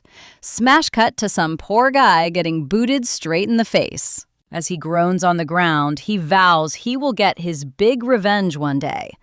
Yeah, good luck with that, pal. The Confederation leader instantly loses his mind and screams, asking what she is doing. Her response is ice cold. Now pay attention, because she is going to love every second of this. Our main guy just watches from the sidelines. Seconds later, she pulls a random bottle out of her inventory and pops the cap. The protagonist assumes it is probably lube. She coats her fingers in it and shoves them straight into the boss man's eyeballs. Cue the agonizing, blood-curdling screams. She literally grinds her fingers in there with zero mercy. Then she raises the Glock, jams the cold metal barrel into his eye socket, and pulls the trigger. After that messy headshot, our guy figures out that instant death is the cleanest way to bypass the lobby's auto-healing. If you kill them fast enough, the regeneration simply cannot trigger. Basically, one-shots override auto-heal. He glances over, and she just calmly mentions that the gun was super handy. Right then, our hero realizes he might have stumbled onto someone way more unhinged than he is. Later on, he says she vanished after hauling the leader away, looking completely hollow inside. But then she threw her hands up, shouting a pledge to protect law and public order on the Korean server. And just like that, a brand new militia was born. Day 28, 12:30 a.m. It had been 2 whole days since that huge meeting. The 5th floor raid was supposed to keep rolling, but our guy put that on hold to help build the militia, bringing in tons of traumatized survivors. Honestly, some of them had already made up their minds during the actual summit. Now, I know what you are thinking. Her methods were brutal, right? But normal and hard mode players loved her courage and joined anyway. She basically becomes their own personal Joan of Arc. Our hero explains that the militia set up rules to protect weaker challengers and secure their basic rights. This was not for high-level rankers pushing ahead. It was for the struggling players stuck on the lower levels. Their laws were super simple. Rule number 1, no attacking. Rule number 2, absolutely no killing. Rule number 3, no stealing. Rule number 4, never violate anyone's free will. Plenty of players complained, mainly because breaking these rules meant getting punished under their strict new internal code. Even with the pushback, they still ended up executing 3 more bad guys while sparing the rest under close watch. Our protagonist figures he won't have to worry about any rebellion, especially since those survivors were left completely traumatized. So everyone finally agreed that rookies needed some real guidance. To gear up for the next wave of newbies, they plan to distribute manuals through the community. By sunrise the next day, the chaos finally died down. Our main guy admits he absolutely hates this kind of administrative grunt work. It is just not his style. The only place he truly belongs is right here, staring at the boss door on the 5th floor. His sword skills are way sharper now, so he decides it is finally time to bid farewell to this level. Sure, he has got some pre-fight jitters, but he trusts his power and knows he can clear this thing. With that, he steps right into the final room. A bright purple light glows in the center, and there stands a massive beast that looks exactly like a lizard man. Suddenly, a system pop-up shows up, warning that the trial begins in 30 seconds. A solid glass barrier separates our guy from the beast, making it look like a pure, uninterrupted one-on-one showdown. He starts wondering if this single scaly dude is actually stronger than a massive goblin horde that could fill an entire city. Then the 30 seconds are up, the glass shatters, and a system alert pops up. Defeat the Warrior of Black Shadows. His name pops up, and that wraps up Chapter 35. Stick with me, because next up is our protagonist versus this jacked lizard in a brutal one-on-one. He instantly draws his blade and readies his shield, while the lizard monster snarls and locks his eyes right onto him. For a second, our hero feels a bit shaken, and one massive question immediately hits him. All right, let's dive into this wild fight. Will the Warrior of Black Shadows strike first? Our hero can tell this beast is no ordinary mob. Just feeling that heavy aura is enough to tell. It is the first time he has faced an opponent who is this cautious. Even with his mind racing a mile a minute, he tells himself to stay cool, calm, and collected. But get this, they are staring each other down like this because their power levels are probably neck and neck. Up close, he can finally see the boss's face, and it looks solid as stone. No matter, he's going to test this monster himself. Now pay attention because things are about to get real crazy. Suddenly, we cut to a waiting room on another floor, showing the girl who was just chatting with our hero through the community screen. He tells her that Kitty recommended buying some weird stuff, a pistol, bug spray, smoke bombs, and a speed potion. It is a massive shopping list, but he tells her to buy everything. She complains that it will wipe out all the points he sent, reminding him that relying on items is bad.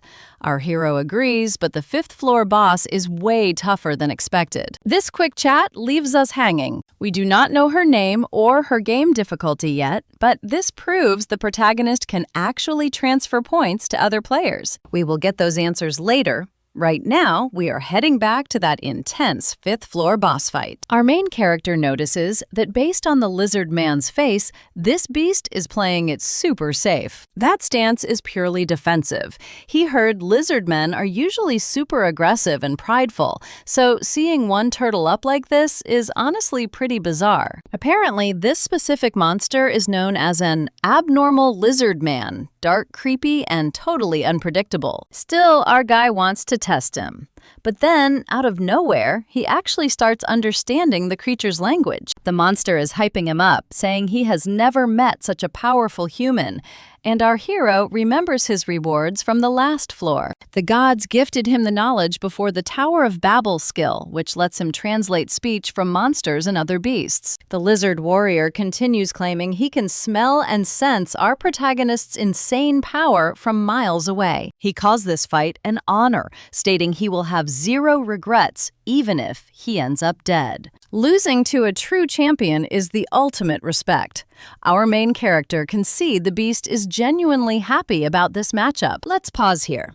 This proves that his special Babel skill is doing way more than just basic translation. Suddenly, the lizard warrior realizes our hero can actually understand him, and it completely blows his mind. He claims it is a pity our hero was born human, and to show respect, he offers him 3 free attacks to start the duel. Our hero says thanks and gladly accepts, but he knows a win is not guaranteed when the boss has crazy defense and counters. He activates his skills, ready to show this boss the price of being cocky.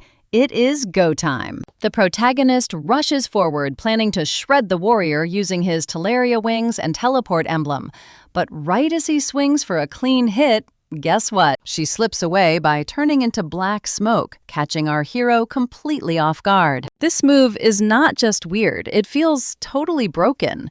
He wonders if her crazy reaction time matches his own battle focus skill. A giant trident thrusts forward and he barely dodges. This forces our main character to back off and regroup. He realizes she is genuinely holding back, keeping her word to let him strike first. That is actually bad news. He never expected an opponent who could dodge his wings and teleports. But then the warrior says he is so strong, she wants him as her husband. Wait, what? Seriously? Our hero completely freezes, wondering if he heard that right. He finally realizes this scaly warrior is actually a female. She gives him a cheeky look and chuckles. Yeah, absolutely not. Not happening. He throws his sword, but it just passes straight through her smoke body. But he is already rushing in, fully expecting her to dodge. His plan is to use that long sword to create a quick opening. Instead, she casually uses her trident to deflect his blow, telling him to slow down. Man, this duel is getting weird. Suddenly, her massive tail whips around. He blocks it with his wings and bashes her back with his shield. Even flying through the air, she thrusts her trident again. He blocks that one too, and the impact sends both of them flying backward. Our hero is panting hard, totally confused. She took a shield slam straight to the face, yet still countered him at the exact same time. She rubs her bruised face from the shield strike, and honestly, she looks like she is loving it. Our protagonist just stares in pure disbelief. Suddenly, she calls out, saying she has finally found a strong male after years of waiting. She even suggests that together, they might just overcome the whole different species boundary. She wants to try having babies. And honestly, you and I did not expect this fight to turn into a bizarre lizard romance. You and I are jumping in right where Ho thinks his language skill just glitched. But she just looks at him, introduces herself as Idaltaru says to call her that, and asks for his name. Our guy coldly tells her he does not share names with lizards, then turns on battle focus. She grips her trident, asking why he is rejecting her. Ho keeps it real. Why would he not? This scaly chick really thinks she can replace Kira. Hearing that Idaltaru claims he is way out of line and that judging by looks is totally uncool. Which is hilarious since he never mentioned her face sounds like she is insecure about her own scaly squat. He locks back in before this weirdness derails him. Ho realizes Idaltaru is built entirely different from standard lizard monsters. Her power, speed, weapon mastery, and especially her combat style are on a whole other level. No wild rushing here. She plays it smart, slips his attacks cleanly, and counters the second she spots a gap. Her reflex game is insane, and she has this smoke move that lets her phase right through his physical strikes. Basically, she has a Logia fruit power. Shout out to all the One Piece fans watching. Our guy runs back the tape in his head looking for a counter until he spots a fatal flaw. The cooldown on that smoke dodge has to be pretty long. She phased through his sword but took a heavy shield hit to the face. She cannot spam it just like he cannot spam his teleport gear. Check out this game plan. He will bait her smoke with basic attacks, then blitz her with teleports and his wings. Idaltaru calls him a cold villain, but declares she will use straight muscle to drag him home. Ho is wondering what kind of anime trope she is and how many personalities are stuffed in there. Suddenly, she charges in, absolutely fuming. Raging makes her sloppy, which is basically an early Christmas present for our boy. When she swings that trident, the heavy wind alone tells him he cannot tank this head on. He pops battle focus again, but right as the weapon collides with his shield, it punches right through, slicing his arm. But that sacrifice was totally calculated.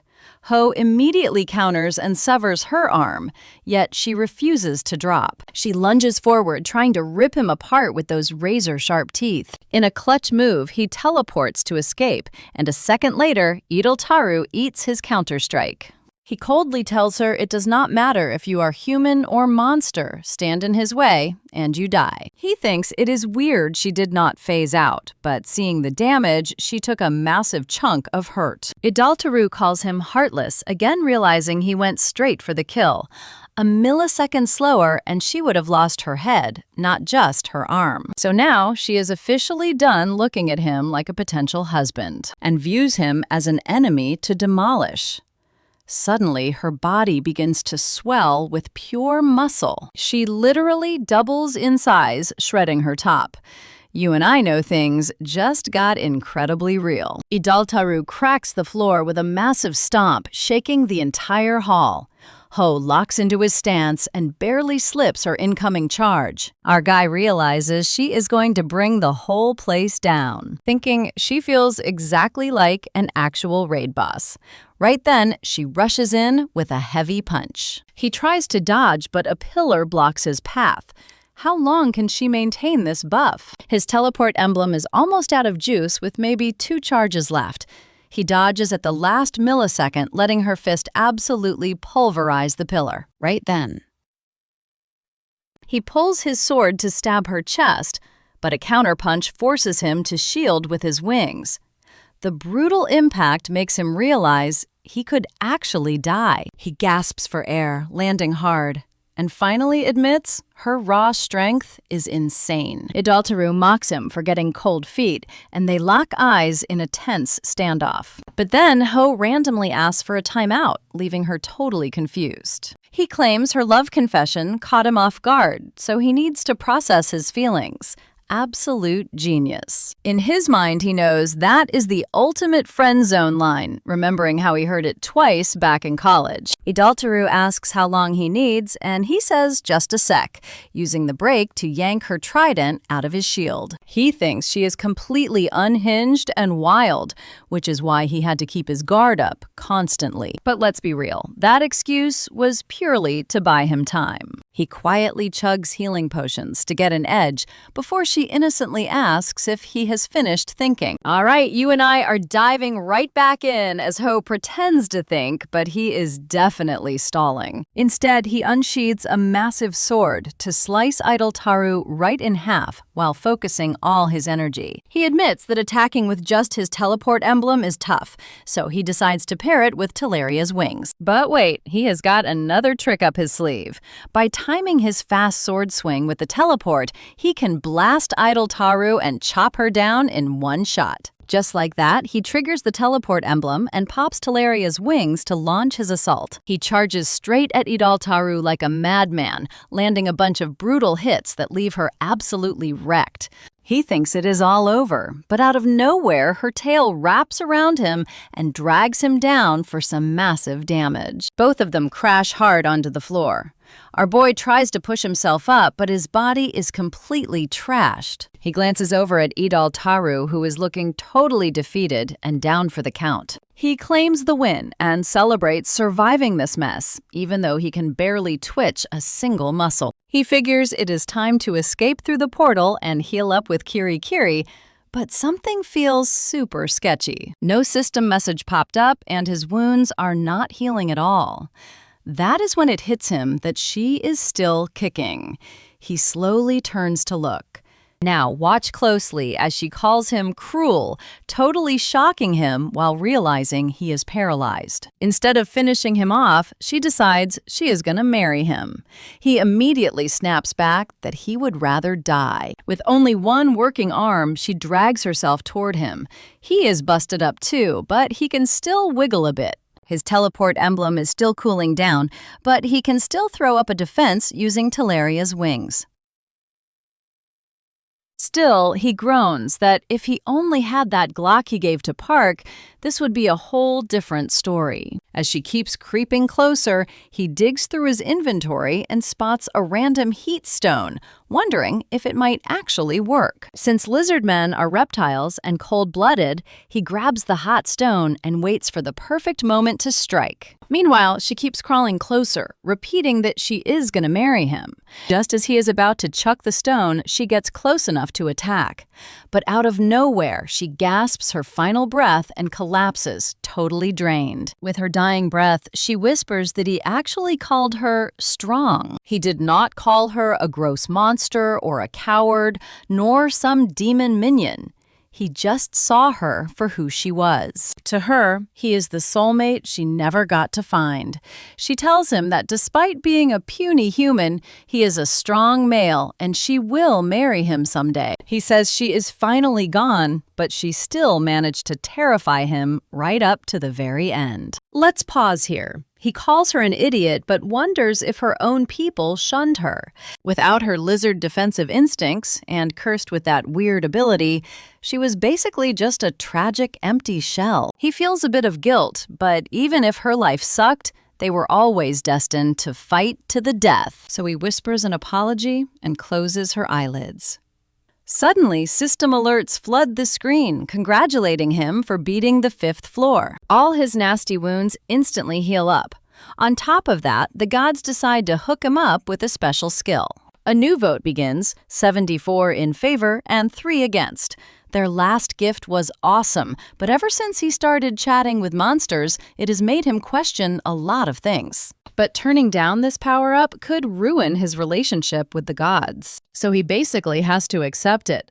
The second he says yes, he unlocks the Summon the Fallen skill. He is shocked because this broken ability lets him use any soul-marked item to resurrect the dead for a short time. A divine ability with some limits. He thinks it is absolutely insane and can barely believe a broken miracle like this exists. Suddenly, a bright light shoots up from Idaltaru's body. A glowing soul stone floats above her. He realizes if he revives her, she is just going to nag him about marriage or attack him again. So he claims he is definitely not stupid enough to dig his own grave. More divine alerts pop up, leaving him questioning his choices. He glares at the portal, muttering that these gods are completely out of their minds. With that, he steps through. Back in Kiri Kiri's cozy zone, he can finally relax. She struts up and teases him about being incredibly cold-hearted to women this time around, but he tells her to zip it. Did she actually want to watch him hook up with a giant lizard? That gets her stuttering and admitting she probably did not. And that wraps up Chapter 39 at the portal. But you and I know his journey is only getting wilder. A system window warns that he needs to party up for the 6th floor, while we see him chilling with Kiri Kiri. Mainly because he promised her some cake before entering the 5th floor, and now he has to deliver. All right, you and I are diving right back in as he buys her that food. Kiri jokes he is the first guy ever pursued by a 5th floor guardian. And yeah, she is talking about how Idol Teru kept trying to force that whole marriage thing on him. After that, he tells her to drop it because there is something else he wants to ask. He has been chewing on this for ages, and the 5th floor made him even more sure. But before Ho can even ask, Kiri shuts him down immediately. He wonders if she just read his mind, but keeps pushing anyway. Goblins and lizard men actually have their own societies. He is not sure if these floors are different planets or dimensions, but they definitely have their own fully functioning worlds. Or maybe they were built from worlds that already existed. If that is true, other tutorials could be running right now, not just his. He even suggests the monsters in his world might be from Kiri. Kiri gives Ho a super sharp look, making him back off instantly and promise not to ask anything else. Once he drops it, Kiri relaxes again.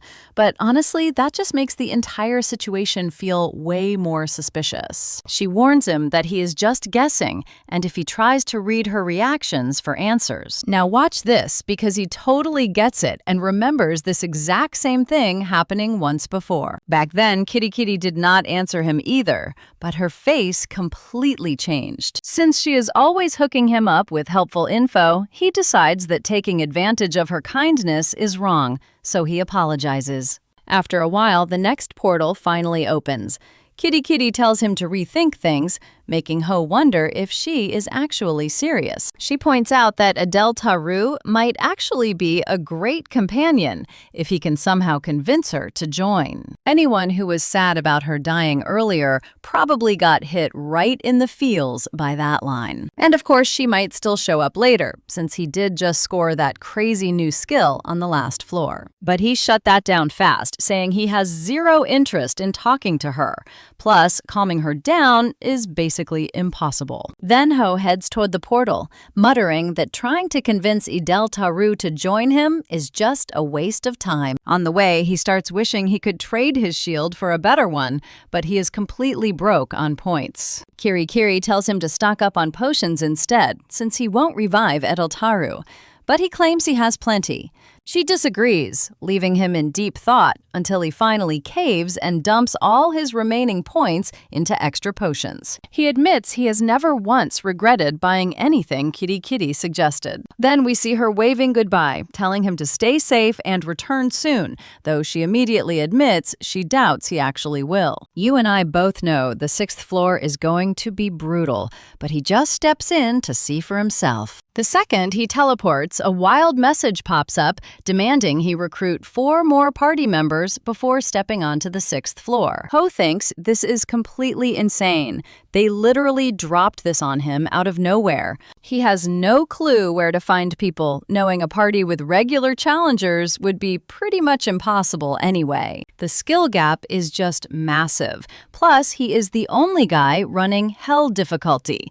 Why is this even his problem? Then Idol Teru crosses his mind, and he wonders if he should revive her. But yeah, no way. Right on cue, a notification pops up, saying the god of adventure is super disappointed in him. Ho immediately tells the god to shut it, figuring he is just some creepy old guy in a white robe. Once he cools down, he stops to figure out his next move. Staring at the portal notification again, he starts wondering if he can actually clear this zone solo. If he does, he has to carry the weight of 5 players alone. 5 Hell difficulty players. That is completely insane, and he wonders if he can truly handle it. Even if there were other Hell tier challengers around, he doubts they could even match his level. Honestly, he is certain he'd blow them away. If he has one thing, it's major confidence. He recalls what the god of slowness said about getting a special authority skill due to that god's traits. Without that boost, he would have missed out. So if his gut is right, the god of adventure probably gave him an authority skill as well. He was nervous after seeing the god of slowness gift one first, but once he mastered those battle skills, they felt incredibly strong. If anything, he has leveled up in every way imaginable, but he still wonders if he can handle 5 hell-level challenges solo. Finally, he decides there is only one way to find out. Time to go all in. So he hits yes. A second later, he lands on the 6th floor with an epic superhero landing, immediately receiving a welcome message. Looking around the room, he spots 2 portals, with one likely leading right back to the waiting area. And that is where we leave things today, as Ho remembers reading about this crazy test on the community boards. Let's dive into a zone that is basically one massive, endless trial. Welcome to the Bonfire Room, a sweet safe zone where party members gather up to plan their next move, plus that blazing fire right in the middle. Totally magical. It never spreads, never dies down, and does not even produce smoke. Once our boy finishes inspecting the place, he heads straight for the challenge portal. No hesitation here, he decides to solo this thing.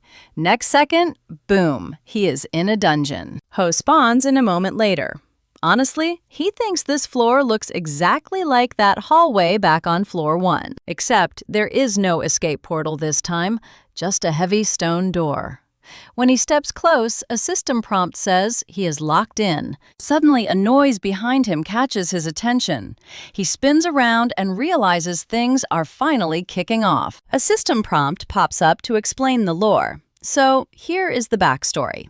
50 years ago, the cursed priests of the Bahar Church were hunted down by the Pantheon. That church was actually a dark cult that reanimated the dead and twisted their helpless souls into wicked spirits. 16 priests, including a guy named Thaddeus, managed to dodge the Pantheon and escaped into the snowy white mountains. That snowy peak was once called the New World because a literal god lived there.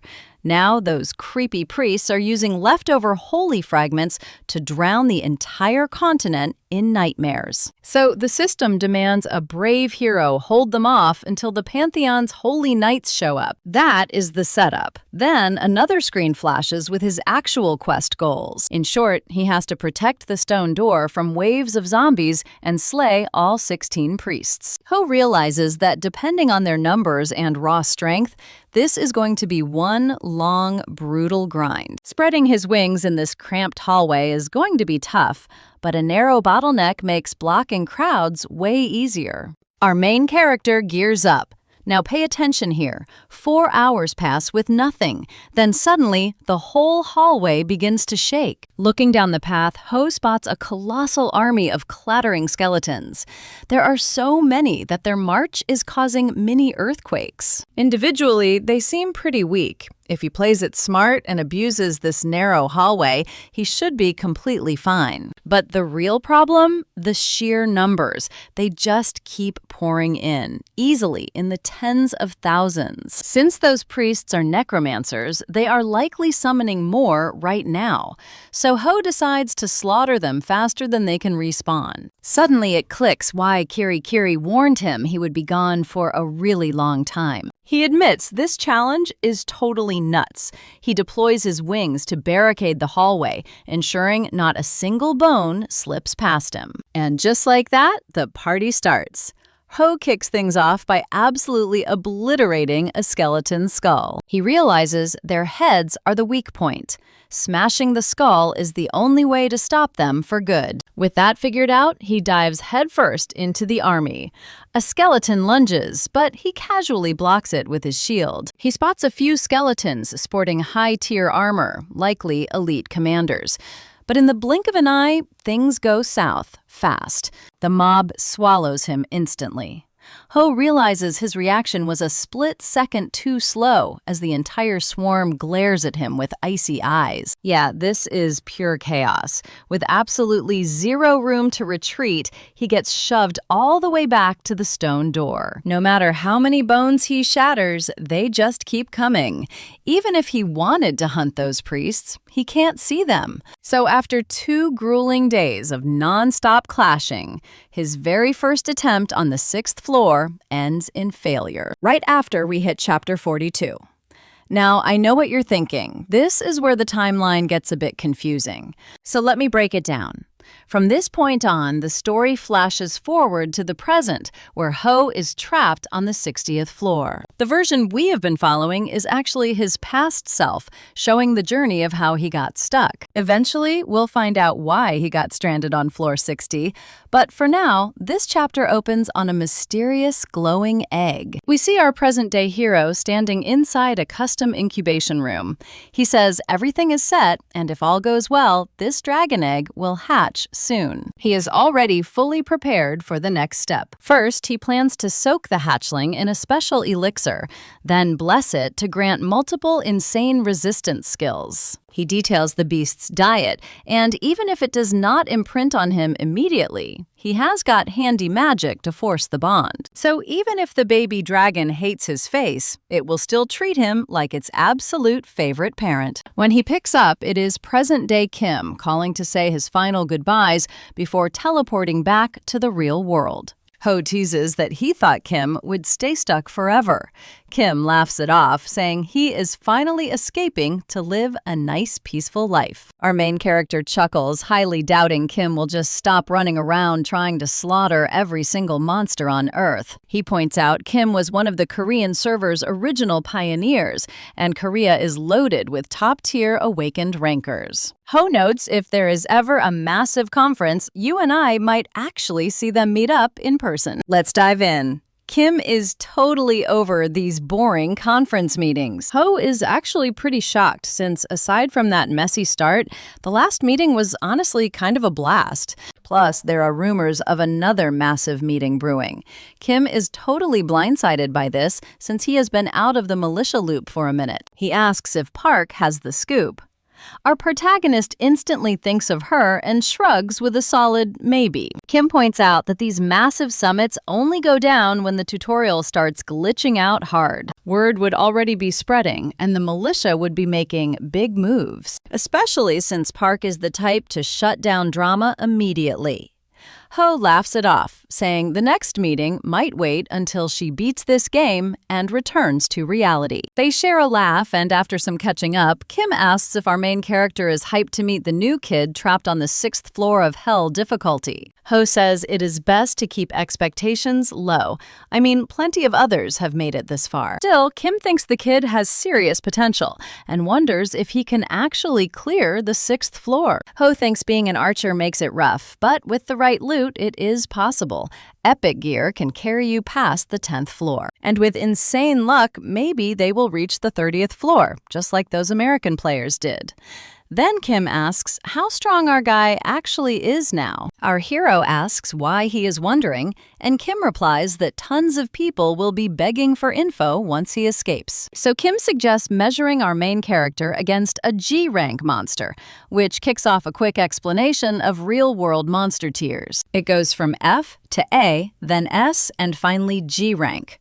A G rank threat is a literal country destroyer, and there are only 4 of these beasts on the entire planet. Once they set up shop, they are never leaving. Ho mentions this G-rank monster named O'Clara that conquered New York, turning America into a war zone, as global superpowers and elite awakened heroes rushed to fight it. They finally took the beast down, but the price was insane. Half of the world's strongest awakened fighters were wiped out. He got all this tea from the fresh newbies arriving in the tutorial. The original players had absolutely never seen a monster that terrifying. But honestly, judging by that, our guy is ridiculously overpowered. They keep chatting for hours, reminiscing about their first meeting, the brutal struggles, and the awesome moments they shared. Ho admits he barely saw Kim during those meetings, but those quick chats meant the world to him after grinding alone in hell difficulty for so long. Our hero has major respect for Kim, and once Kim logs out, they will not even be able to text each other. It feels like saying a final goodbye. But Kim just smiles, tells our main character he will see him on the outside, says to give the gang his best, and hangs up. Back in the present, our protagonist is just sitting there, totally lost in his thoughts. Pay attention to this desk of letters. One of them has a wild update about a girl he has not seen in years. We flash back to our main character sitting in the waiting room. He just took a massive loss on his first attempt at the 6th floor, calling it his first real taste of defeat. He drags himself back up, knowing he has to keep pushing forward, even if the odds are totally stacked against him. Ho has dodged death a million times since floor 1, but this loss hits totally different. He has never felt this defeated before. It takes him back to his pro gaming days when he retired immediately after a bad loss. Back then, he fell right at his peak. Landing in this fantasy world, he finally hit that peak again, making him terrified that his tragic history was about to repeat itself. Because of that, he stands tall and swears he is not letting history repeat itself. You and I can feel his pain here, stuck in the waiting room after that 6th floor fail, feeling like a total loser. Meanwhile, the fresh arrivals are bringing wild updates from the real world, including a terrifying report that Chung Chung was burned to absolute ashes. Ho mentions that all the tutorial players were completely losing their minds over this news. Even so, other regions were holding the line, and Korea was actually doing okay. They even built massive defense lines north and south of Chung Chung to stop the monster horde from spreading. It did not stop the panic entirely, but if Korea was still kicking, other countries were probably suffering way worse.